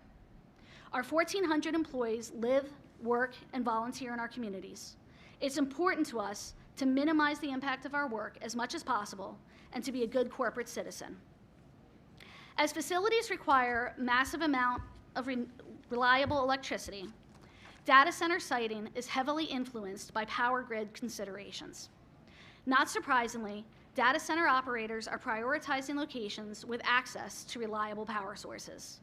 Data centers need reliable power to ensure continuous operation, which can be a significant factor in site selection. As we know, it's not just data centers that need reliable electricity. Every single person in this room uses and relies on electricity every single day. Due to a convergence of factors, including the retirement of baseload dispatchable generation, the introduction of significant amounts of intermittent resources, and unprecedented load growth from data centers and electrification, the Commonwealth is at serious risk of lacking the adequate electric generation supply to meet future demand. While PPL Electric cannot control the supply of electricity or increasing costs to our customers, we have an obligation to serve our customers and are deeply concerned about the trends we're seeing and which are being forecast by PJM and NERC in terms of supply and reliability. To meet the challenges of unprecedented load growth and limited generation, we need an all-of-the-above approach, which includes maximizing the efficiency of the transmission grid and supporting initiatives like Senate Bill 897 that would increase the state's role in ensuring resource adequacy by allowing electric distribution companies to invest in generation as a backstop to help address resource inadequacies when the market either cannot or will not be able to meet projected demand. In conclusion, Pennsylvania has historically been a leader in energy space and is experiencing a unique economic opportunity. To continue playing a leading role, the Commonwealth must be proactive now by modernizing its energy policy and developing solutions that balance the impact of data centers while also addressing today's challenges and maximizing potential opportunities. Discussions like today are a fantastic first step. Thank you for the chance to provide this testimony, and I'm happy to answer any questions when it's time. Thank you. Tony. Thank you. Chairman Miller, Senator Flynn, and the distinguished members of the Senate Democratic Policy Committee for holding this important hearing today. My name is Tony Nakovich. I'm the Vice President of Engineering for Pennsylvania American Water. For more than 135 years, we have provided water services across Pennsylvania and currently serve 2.3 million Pennsylvanians in more than 400 communities in 38 counties.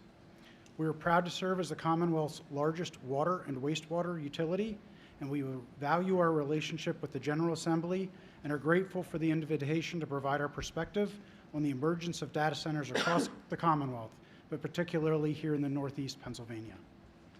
We recognize the economic and technological importance of data centers in today's digital world. As the Commonwealth's largest water utility provider, we stand ready to support the growth and are committed to enhancing the economic leadership of Pennsylvania by attracting and bringing data centers online with reliable water service.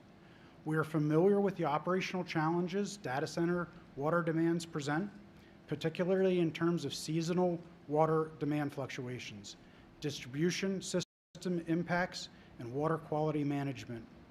Pennsylvania American Water stands ready to work with data centers to ensure that providing them with the service that they need does not adversely impact our customers.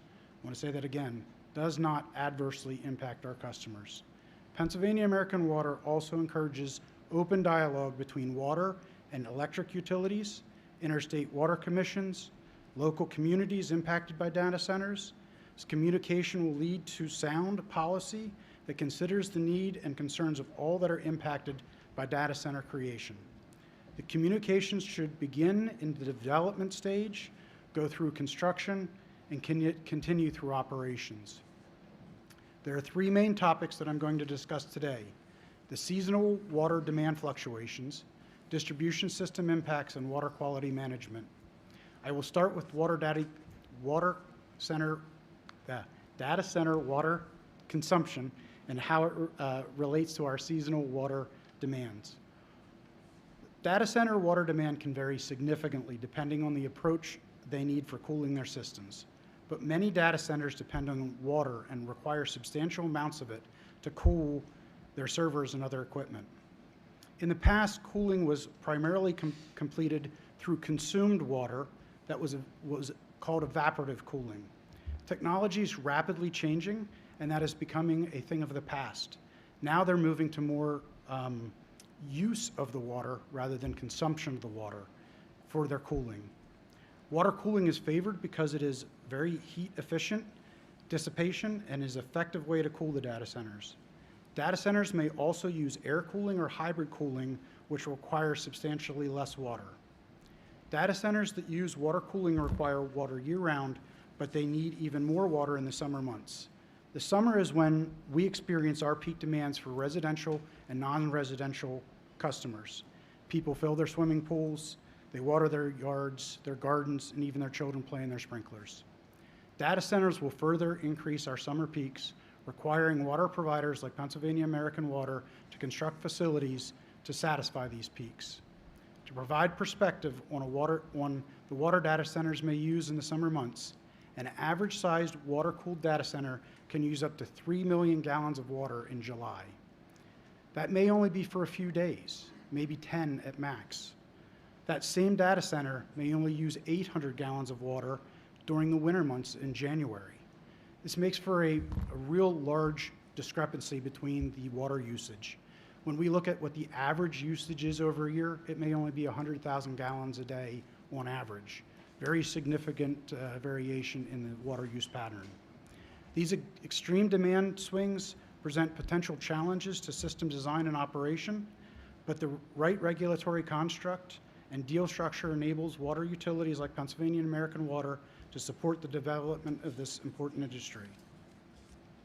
Water-cooled data centers also impact our water distribution systems. The large amount of water needed to cool data centers can exert stress on our water distribution infrastructure. Pennsylvania American Water is well positioned to manage this stress because we invest approximately $700 million in infrastructure upgrades on an annual basis across the Commonwealth. Our infrastructure and systems are prepared to manage the consumption, but other water utilities may not be able to provide the same reliability. That is why it is important to place data centers in areas where dependable water service is available. Additionally, infrastructure investment to serve data centers can also improve service to other customers.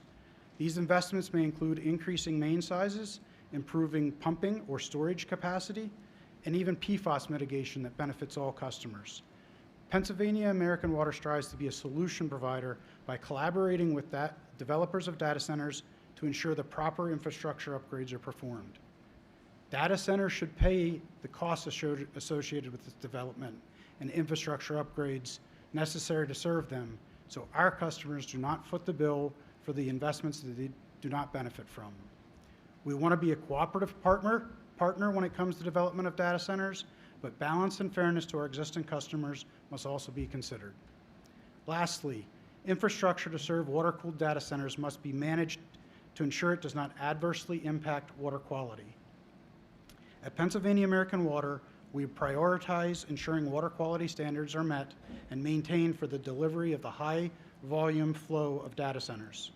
The significant demand required by water-cooled data centers can require large transmission mains and storage tanks. Water could become stagnant in those larger pipes and storage tanks during cooler months of the year when usage from the data centers is low, which could lead to low chlorine residual issues. Furthermore, sudden high demand events may reduce pressure in the system, impacting existing customers. Pennsylvania American Water has addressed these challenges in the past, and we can collaborate with data centers to mitigate these risks as part of the planning process.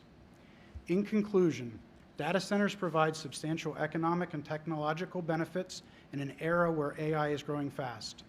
The water demand for data centers presents a complex but solvable challenge for water utility. These challenges are particularly relevant in managing seasonal demand spikes, maintaining system reliability, and safeguarding water quality. As the General Assembly looks at policy measures to streamline the growth of data centers, it would be beneficial to consider water demand forecasting, infrastructure cost sharing, capacity agreements, alternative water sourcing mandates, and operational resilience and demand management requirements. We are willing and encourage the General Assembly to work with us and other stakeholders to develop an impactful strategy to assist with the growth of data centers in the Commonwealth. These measures, coupled with regulatory oversight, will ensure customers of Pennsylvania American Water will continue to receive clean, safe, reliable, and affordable water and wastewater services. Thank you. Thank you. Next, we have Nicole Luciano from the Energy Association of PA joining us on Zoom. Nicole. Good afternoon. Afternoon. Good afternoon, Chairman Miller and members of the Senate Democratic Policy Committee. I'm Nicole Luciano, the Director of Policy for the Energy Association of Pennsylvania, or EAP.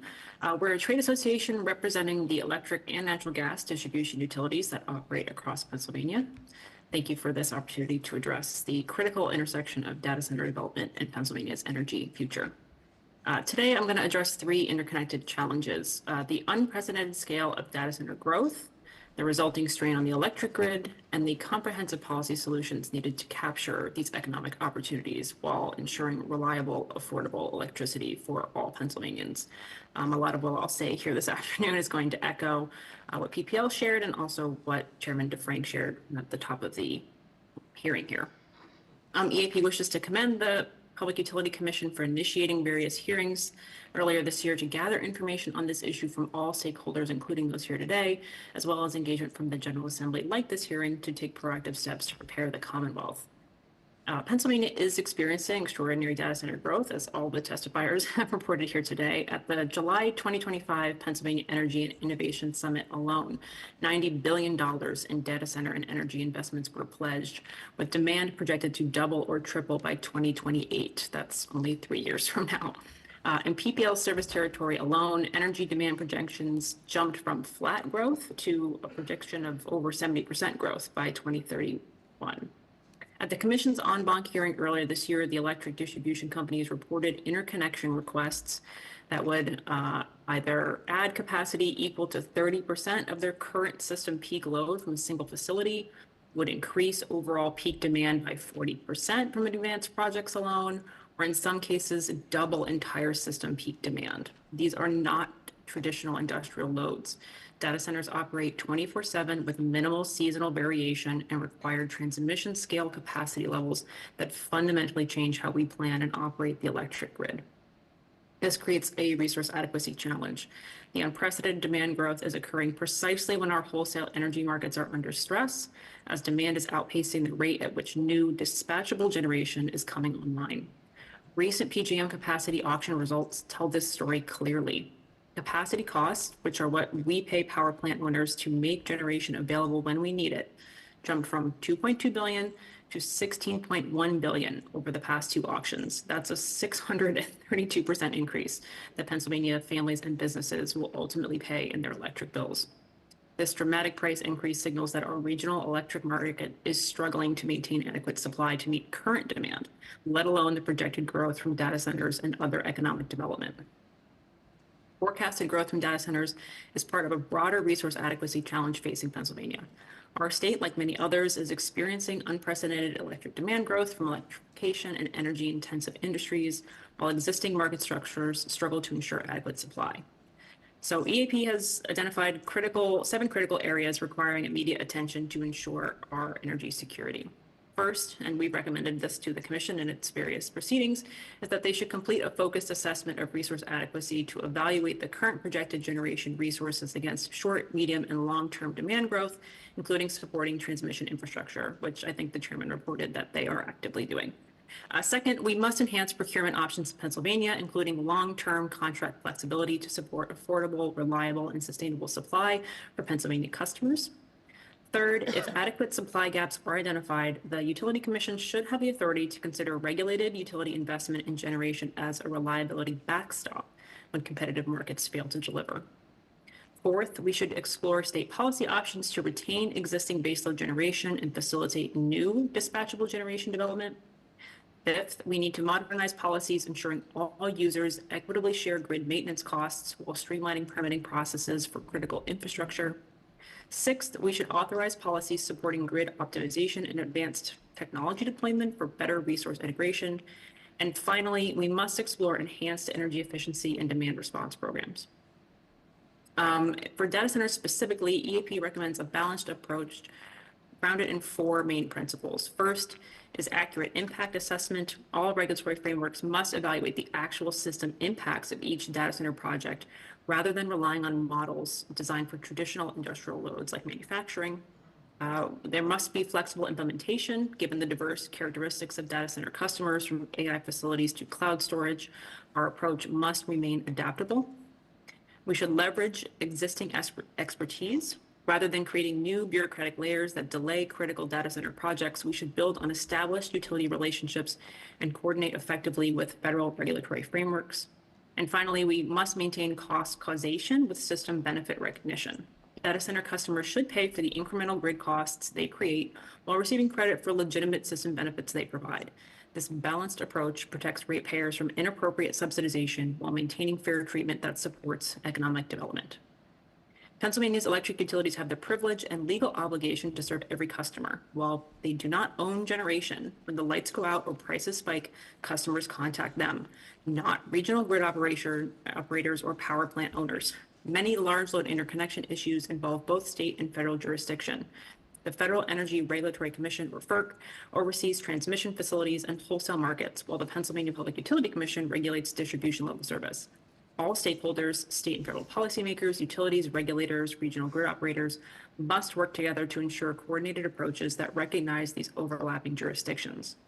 We appreciate this committee's engagement in the General Assembly's consideration of comprehensive solutions, including House Bill 1272 and Senate Bill 897, which could provide additional tools for managing large load growth while maintaining appropriate oversight and ratepayer protections. EAP remains committed to working with this committee, the commission, and all stakeholders to ensure Pennsylvania captures the data center opportunity while maintaining the reliable, affordable energy our residents and our businesses deserve. Pennsylvania can continue to lead in both economic development and energy policy through comprehensive planning, balanced cost allocation, enhanced procurement flexibility, and coordinated action across all levels of government and industry. I'm happy to answer any questions about how we can successfully manage Pennsylvania's data future. Thank you for having me today.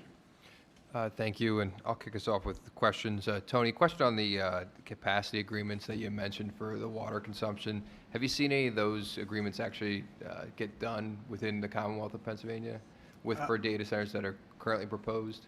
We're working through some at the moment. They haven't come to fruition, but we're very close.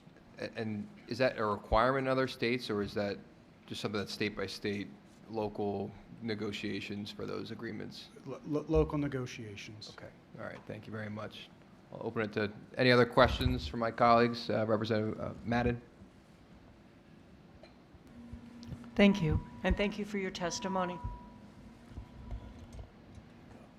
Tony, you said that, a couple things. You said that you're going to need to construct new facilities to handle the amount of power that you're going to need the water for cooling.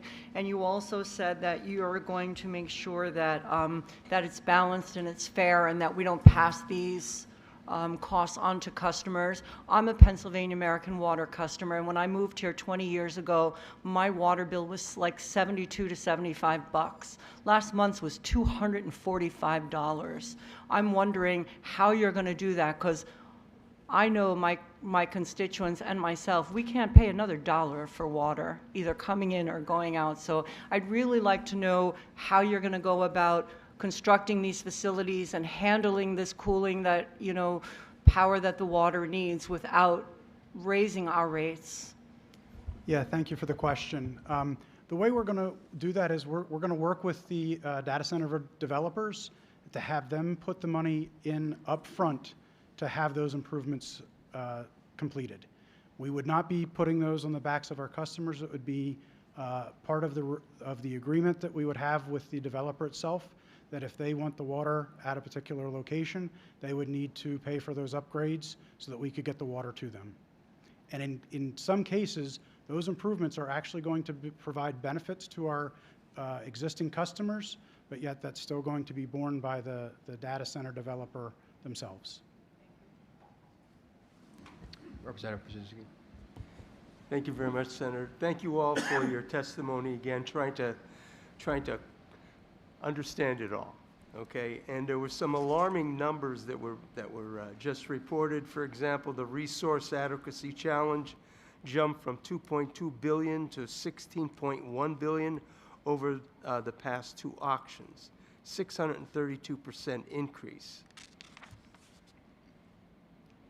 Regular folks can't afford that. And I have a smile on my face, but it's out of concern. So, and I don't want to put anybody on the spot. In healthcare, we use three words: affordable, accessible, and quality. But if it's not affordable, you don't have access, so therefore quality doesn't matter. In this case here, we're using the word affordable, reliable, and sustainable.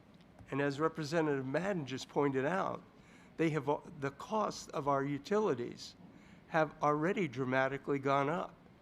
So when you're starting to see a difference in some of these numbers, it's not 1%, it's huge percentages. And this is my concern. How in heaven's name can regular folks be able to pay for utilities, which again, I say is life and death? You don't have heat, you don't have water, you don't have electricity, your lives are in danger, okay? Just like the healthcare. So I'm asking once again that we have those examples, a projection, but an example that will give us the ability to understand completely what it's going to cost our consumers. We certainly want to support the new programs. We certainly want to support improvements in our lives, improvements in all this. But at what cost? What are the folks that we know, what are they going to be able to afford? And this is our concern as, again, legislators, because we owe our service to them, of, by, and for the people. So any of that information, I personally would respect receiving that. I know it will help me and my colleagues determine how to proceed. What's the best way? What are those examples? Give us those numbers. Thank you. And then just to kind of follow up on that, if I'm allowed, if we give you any information, unfortunately, the information we can give you is backward looking, because where the increases come is from the generation cost, which Robert Ruth from NRDC kind of highlighted a little bit, as did Steve DeFrank. As far as distribution costs, as you may know, PPL has not been in for a distribution rate case for 10 years. So what you'll see when we give you this information is that your distribution rate has relatively been stable, but it's the generation piece that has greatly increased over the last year. So we can get you some information, but I just wanted to make sure everyone understood. And again, I appreciate that very much. This is a team approach. We're all here on the same page, just whatever we have to do to make it fair. Thank you. Shelby, could you just touch on that PJM auction? That was a couple, I think it was like the second one ago that had the triple-digit increase. Kind of what was the driver in that increase? Yeah, so Chairman DeFrank, I think, hit the nail on the head. It's the fact that demand is increasing at a rate that we haven't seen in a number of years, actually throughout our lifetime, and the supply that is coming in from the generators is not matching that pace.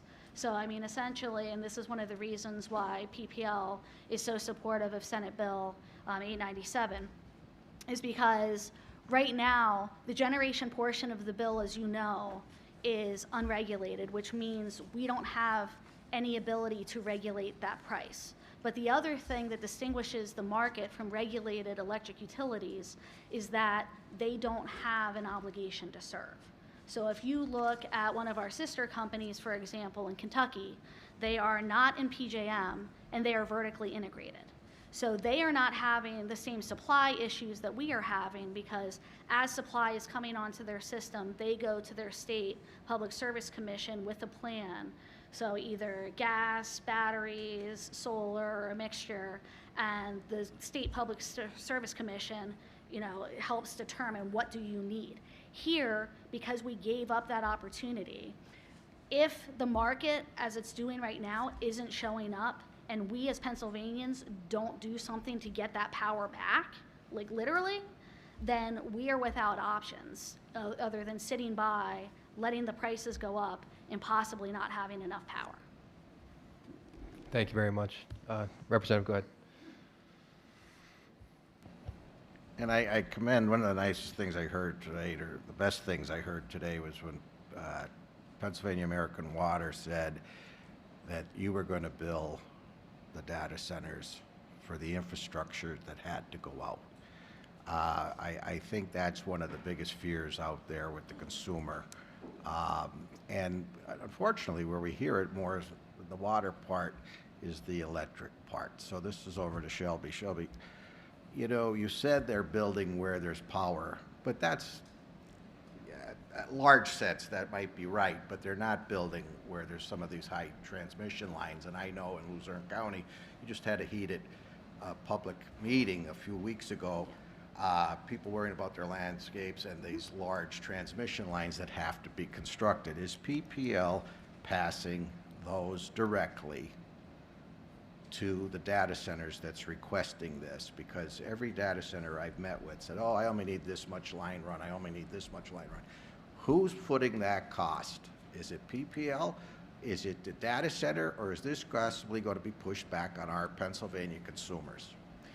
I think the easy answer is to say it depends on a case-by-case basis, but what I can tell you is we do an analysis of what costs are directly caused by that data center, and that is the portion of the project that the data center pays for. And then those other costs, like when you upgrade a transmission line, it's upgrading the reliability for everyone in the service area. So we do typically allocate a portion of projects to all customers. And I want to be first to let you know, I mean, the way we've been doing this in cost allocation is the same that we have been doing for over 100 years. So I mean, if you have like a manufacturing plant, we would do the same thing. Now, certainly the size of these projects are much different, but the process as far as allocating those direct costs directly to that customer, whereas some of the general costs to the overall rate base is what we do in every other situation. But the consumer doesn't want to pay for a data center that's going to make millions. And I don't care that they make millions. Great.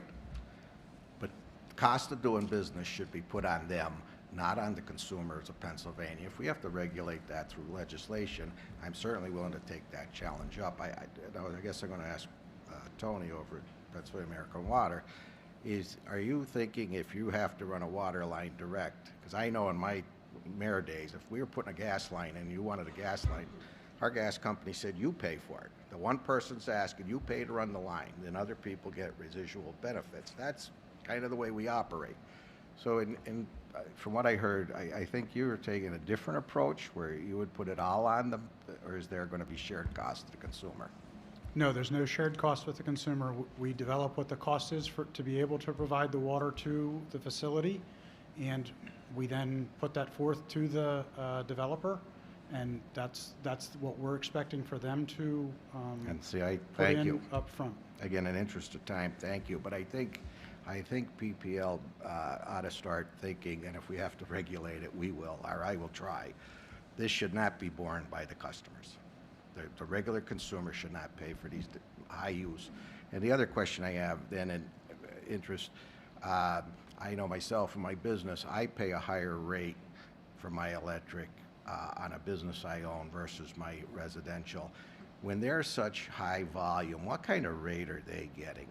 Or is that from the generation part? So that's not your cost, correct? I mean, correct, but I mean, for our portion, these customers are typically transmission customers, so that would be the portion that they would pay. But as I noted, as we get that large load interconnected on the system, that will depress everyone else's transmission rates because it's volumetric. But their transmission costs, is there any benefit? I don't know your structure on your tariff program. Is your costs cheaper for a high volume user than a regular user, or is it straight across the board? I think, subject to check, I mean, larger customers typically pay more transmission costs. So their transmission, I'm just making up a number. Okay, no, that's fair. I know. It would be like I thousands of understand. dollars compared to Good the enough. average Thank you. residential customer pays about $17.33. Okay. And then my last question, as you heard, I took to the chairman, the power outages this past year in 2024 with PPL went from 30 to 74, and with this increased draw on the lines, we have to have a responsible, a reliable grid system. Are we okay with this extra usage to PPL? Yeah, so the outages that you're referring to are distribution outages, and I can tell you that since 2023, we have seen storms increasing both in severity and frequency, and specifically in 2024, we had the highest number of storms on record. So if you look at where we are so far this year, you know, we have been trimming trees even more than we already were. We're replacing aging equipment.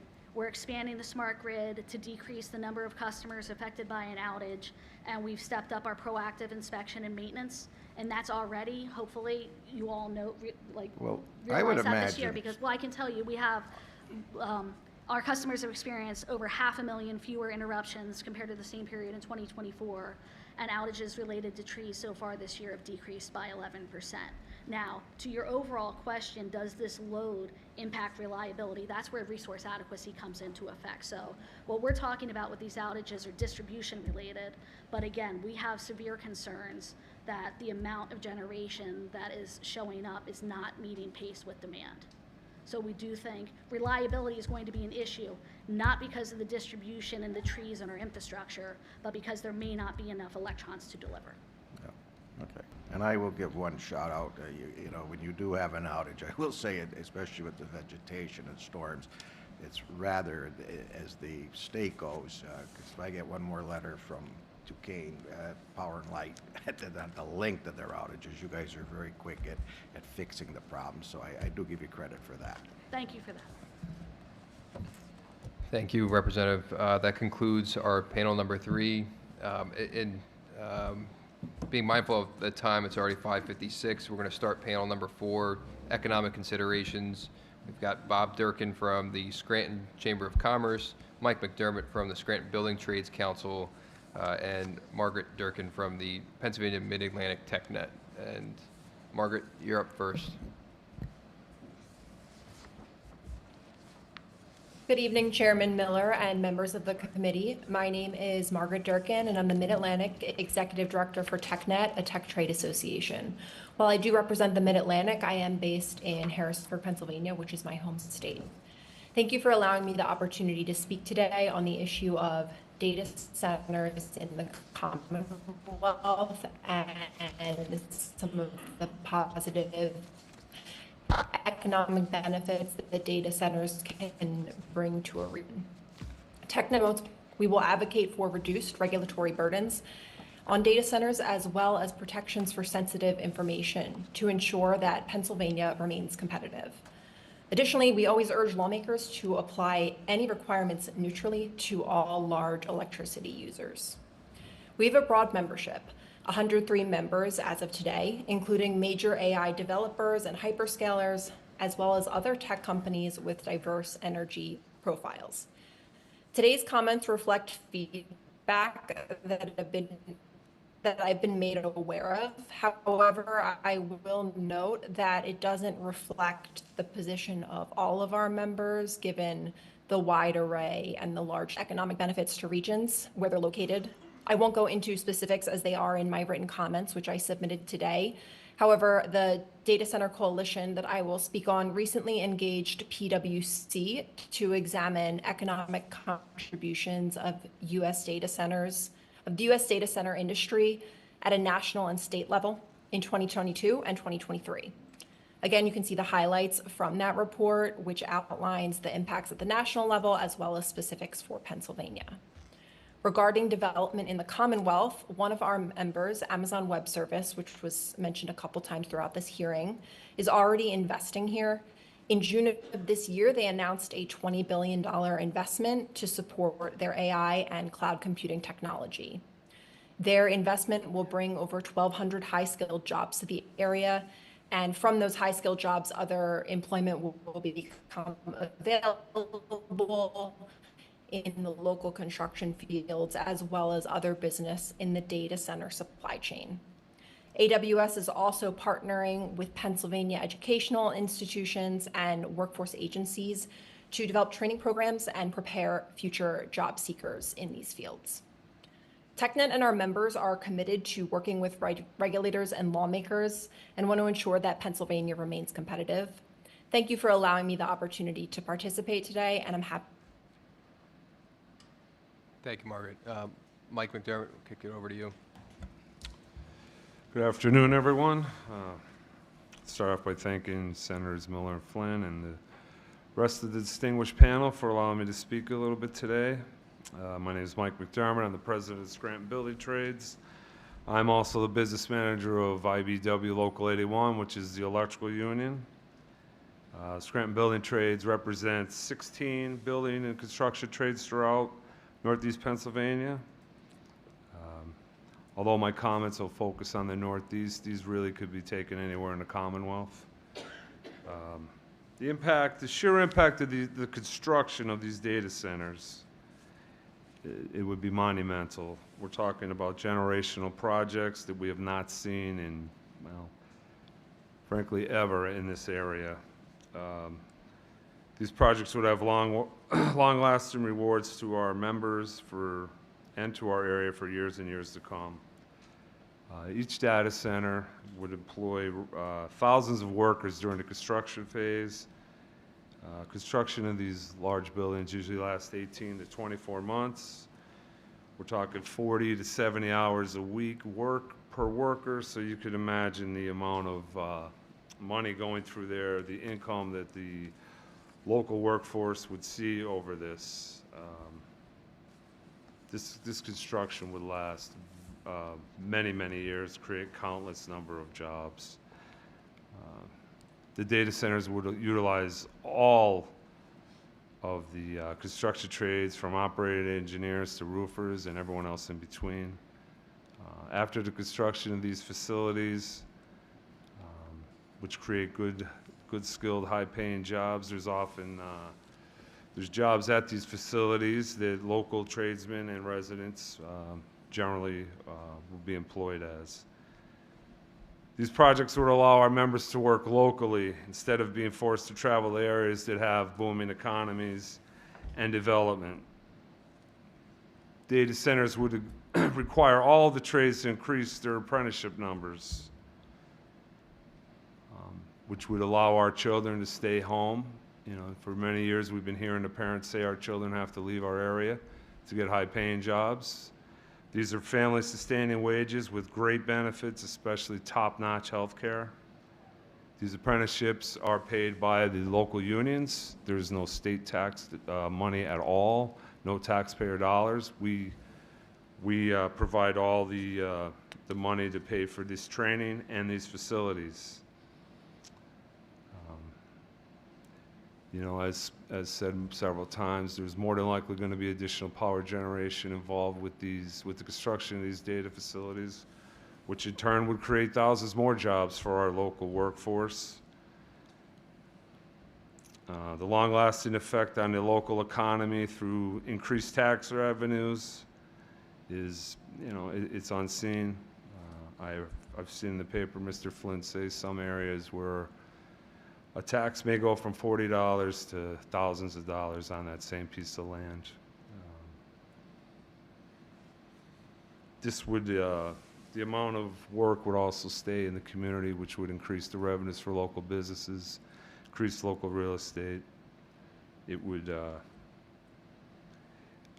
you know, obviously I'm biased because of my position with the building trades, but this is something that could really, really change the future for all the construction trades and all our children. And obviously we're very excited about the opportunity for this to happen, and we're hoping that through the proper legislation that we could make this happen and get to work. Thank you. Thank you, Mike. Bob? Well, good afternoon, Senator Miller, Senator Flynn, all the esteemed members of the General Assembly. Thank you for inviting me to talk today a little bit on the subject of data centers. Again, my name is Bob Durkin. I'm President and CEO of the Greater Scranton Chamber of Commerce. The Greater Scranton Chamber has nearly 1,400 members and is the largest and longest-serving business association in northeastern Pennsylvania. There are a number of individuals, obviously, who've spoken here today, and so I'm not going to go back over and try to rehash much of what was said, although they pretty much said almost everything that's in my notes. So instead, what I want to do is looking at things from sort of a community perspective. Allow me an indulgence here, just to get a little bit of perspective and a little bit of history. The Greater Scranton Chamber of Commerce, by its nature, and all chambers by their nature, represent a cross-section of our community.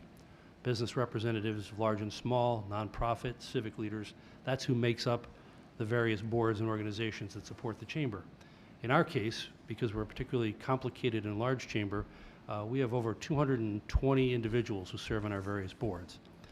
I mention that because one of the most important things that is a part of this situation we're looking at right now is the need for community input and for individuals from a cross-section of our community to be able to provide input.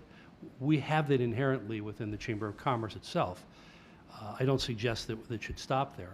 On the contrary, I think what we're seeing here right now is democracy at its best. It's the opportunity for the community not only to hear what's going on, but think about it. Much of what happened and what was already discussed here today are solutions. So bringing all these issues forward are really is an important part of this whole interconnected process. So let me, again, I wanted a little bit of history. Let's go back to the late 1940s. Northeastern Pennsylvania was experiencing the end of coal mining, largely the end of railroading as a major industry, and with the end of World War II, the abrupt ending of manufacturing that was brought to this area as a part of that war effort.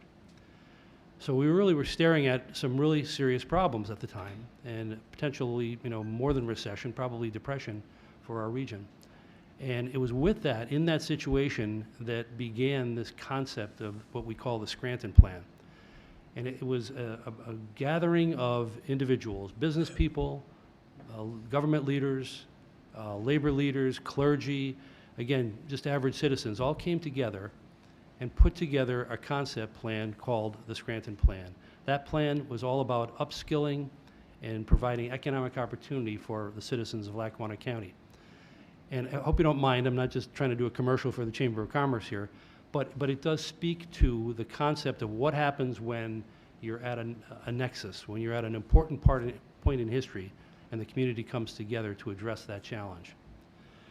So among the players or the organizations and the communities represented was everybody from Carbondale to Scranton to North Pocono and the Abingtons, Mid-Valley, Down Valley. All these folks came together to vet out planning on what to do.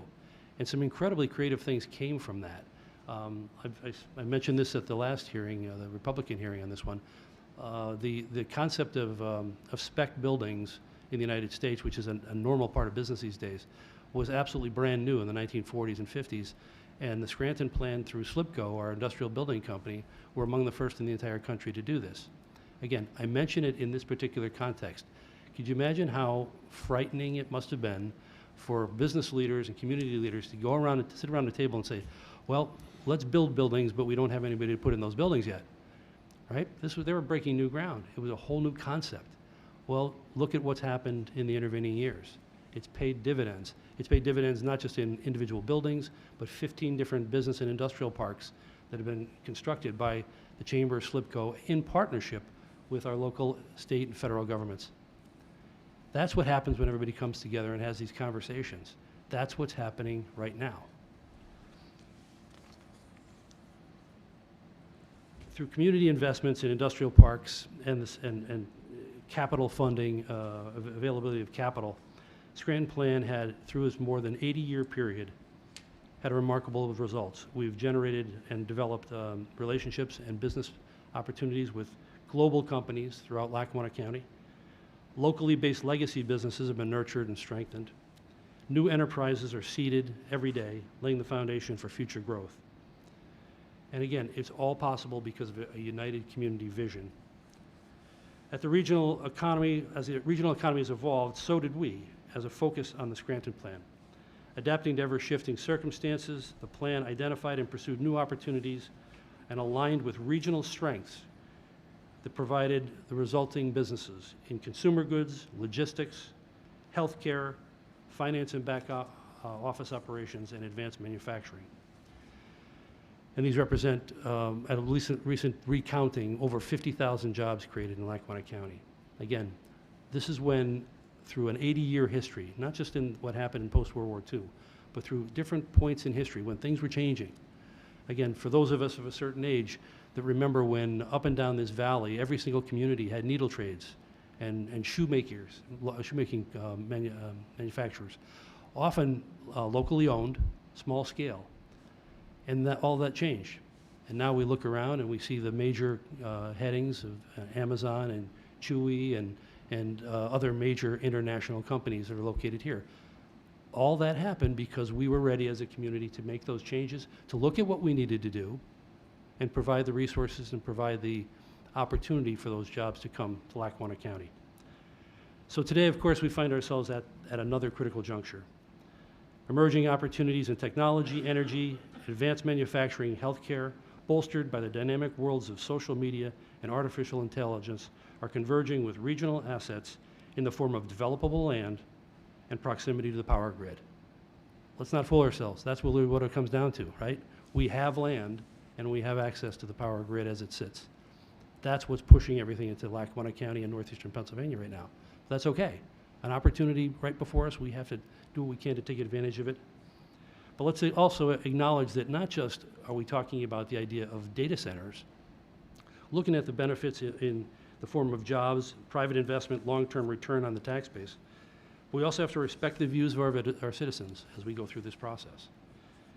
And further, we should have to consider the potential to spur additional regional economic development in complementary industries and businesses such as manufacturing, fabrication, and maintenance, which will support these facilities, as well as the benefits to service, retail, housing sectors, and opportunities to retain and attract workforce talent with the engagement of our secondary and higher educational institutions. This is a really cool opportunity, folks. It really is. And if we do it right, our economy is going to benefit, our tax base is going to benefit, our educational system is going to benefit. So whatever opportunities and challenges may lie ahead, I want you to know the Chamber remains steadfast in its mission to attract, sustain, and grow business, to attract, sustain, and grow jobs. And guided by the same principles that shaped that original Scranton plan, we'll continue to convene leaders, leverage community assets, and act boldly to drive economic growth and opportunity for all. The story of our region's always been one of resilience, innovation, and collaboration. With a continued partnership of business, government, labor, and community leaders, we're confident that our best days lie ahead. Thank you. I'll open up for any final questions or closing remarks. Representative. Thank you very much, Senator. McDermott, Durkin and Durkin sounds like a law firm in Lackawanna County. I just wanted to state that. Maybe this is more of a question for Mr. McDermott, but what you said really does make sense.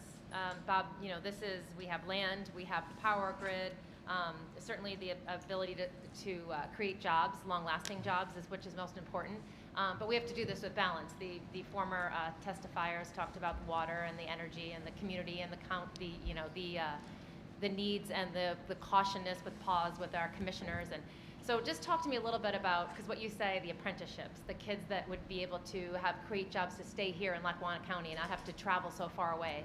And those are the good things about this. But again, I think the balance of how we do this thoughtfully, how we do this with process, and that's why these policy hearings are so important, because we get to have testimony from the experts to kind of guide us through this. So talk to me a little bit about as my grandfather was IBEW. Yes, he Local was. 81, His yes. name is on our building. Eddie Malloy, yes, it is. Well, I mean, obviously, it seems like everything we do is for our children. That's just the way it goes. So having opportunities open up for our young men and women to learn a trade, a skill that they could utilize the rest of their lives. And like I said, it's family sustaining wages. It's very good benefits. With the expansion of these data centers, and as Bob had said, some future downstream businesses, as you may, our apprentice numbers would have to grow for that. We're already preparing to expand our training center up in Clark Summit. I know the other trades are all doing the same thing in expectation that we're going to get, at least a few of these nice data center campuses. And we realize this is a community effort, and we want this done responsibly. None of us are trying to, burn down people's houses and tear down all their trees and pollute their rivers just to get a job. That's not, that's been done in the past. There has been some, bad actors involved with construction during the years. I think those days are long behind us. Thank God for everybody. But I think if we do this the right way as a community, let the experts be the experts. I know I've spoken to quite a few people over this with different types of systems, whether it's water-cooled, closed-loop systems, air-cooled systems. They all have their pros and their cons. Closed loop, you fill it with water, that's it, it's done. So you don't have the usage. It's a little louder than the air-cooled, but then it's a little more expensive, but the air-cooled is louder. So there's all things, and I think every building, even if there was multiple buildings in one campus, I think they may all be a little different. But ultimately, I'm here to create jobs for our members and for our future members, and to keep our members and their children at home. Thank you very much. Also, let the experts do their job. That also goes for the vaccines in the United States under the federal. I can't help myself as a nurse. That is very important as well. I have to say that. Thank you. Thank you, Representative. Any other final questions or closing remarks? Senator Malone. Thanks. So I do have a question. You'd mentioned ramping up apprenticeship programs. In my own district outside of this industry, folks are struggling for recruitment and retention for engineers and HVAC, and obviously especially electrical engineers and HVAC, at least in the construction, are extremely important, and then you may have a lot smaller capacity needed for maintenance. So do we have programs or ideas or solutions in the works for that recruitment and retention? And what help do you need? Yeah, for we those? actually have about 27 school districts in our territory. We regularly set up job fairs, give the kids, let them see what we do. We have a training center that we take tours. We allow tours. We've had kids from Carbondale, Honesdale, Scranton. We recruit through the military. We have a helmets to hard hat program. We go to, some locals go to, they'll go to, the inner city kids and spread the word, spread the programs, let everyone know that it's there. We've had some battles in the past with some guidance counselors who want to steer everyone towards college, and let's be honest, college isn't for everybody. Apprenticeship is a great road to travel. You're going to school for 4 years to be an apprentice. When our kids graduate, they have the knowledge and the expertise. We're not putting them out on the streets without an education. You don't want your teachers, your doctors, your lawyers, they all go to school, so do our apprentices. And we're very proud of that, and we will continue to grow, and we use every form of social media, whatever it takes. We currently have commercials on Froggy and KRZ and millions of apps just to keep getting the applicants, and our applications are really up right now. Thank you. And my other question might be more for the TechNet or Tech Choice, but I'm used to, and I've seen in public and in these reports, statements that these data centers will be different from the ones in West Virginia, which I'm used to those. You have a high construction, and then you have 50 to 60 people needed to maintain them years after the first 2 years of being built up. The data centers here, they say that there will be about 1,200 jobs regular. What do those consist of? How are those organized or partaking in the data center? Thanks for the question. So the 1,200 you're referring to is specific to our member company, Amazon Web Services, who announced their $20 billion investment earlier this year. And according to them, those 1,200 jobs are related to directly to the data center and its operations. And then from there, several hundred jobs related to the supply chain. There's a follow-up question. Where would those jobs be located? I can't answer that. I would imagine around the area, but I can follow up with the member to see if they have any more specifics on that. Okay, thank you very much. And to wrap us up, Senator Flynn for some closing remarks. Thank you, Mr. Chairman. Thank you, everyone, for contributing today at today's hearing. It's great to be back at my alma mater, Marywood University. Yes, I graduated college next. What we've heard makes one thing clear. Data centers aren't a simple issue. They represent both opportunity and risk. So we've heard so far, and our job is to weigh both with care. The purpose of this hearing is not to take a side for or against data centers. It's just to make sure we have the full picture. Our job is to weigh these perspectives carefully and to find a path forward that allows Pennsylvania to capture the benefits of investment in digital infrastructure while protecting our communities, our natural resources, and our ratepayers.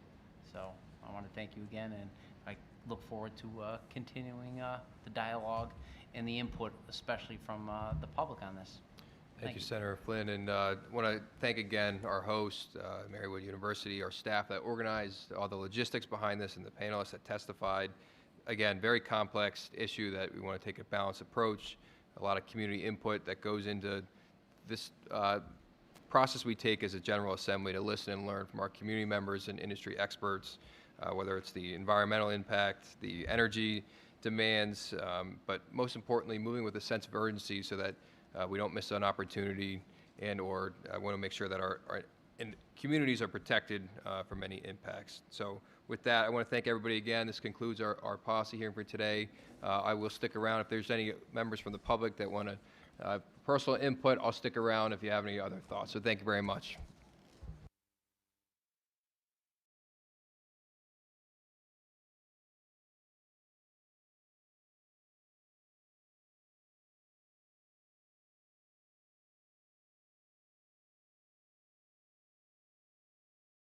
When I've noticed my electric bill gone up, I started asking my neighbors, is your bill also going up? And they had no idea that this was happening.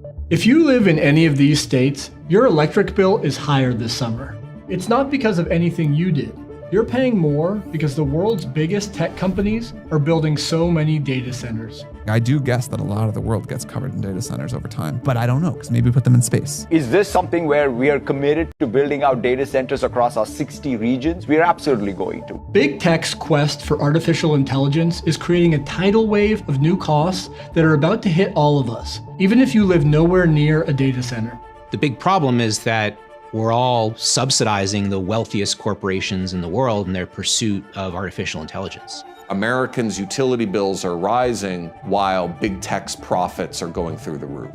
We traveled into data center country and found a hidden wealth transfer. Everyday people covering the power costs of the data center build out. Companies like Amazon and Meta striking secret deals with utilities. It's all proprietary, it's all behind non-disclosure agreements and blacked out documents. And lobbying for a system that leaves all of us footing their bill, unless we do something about it.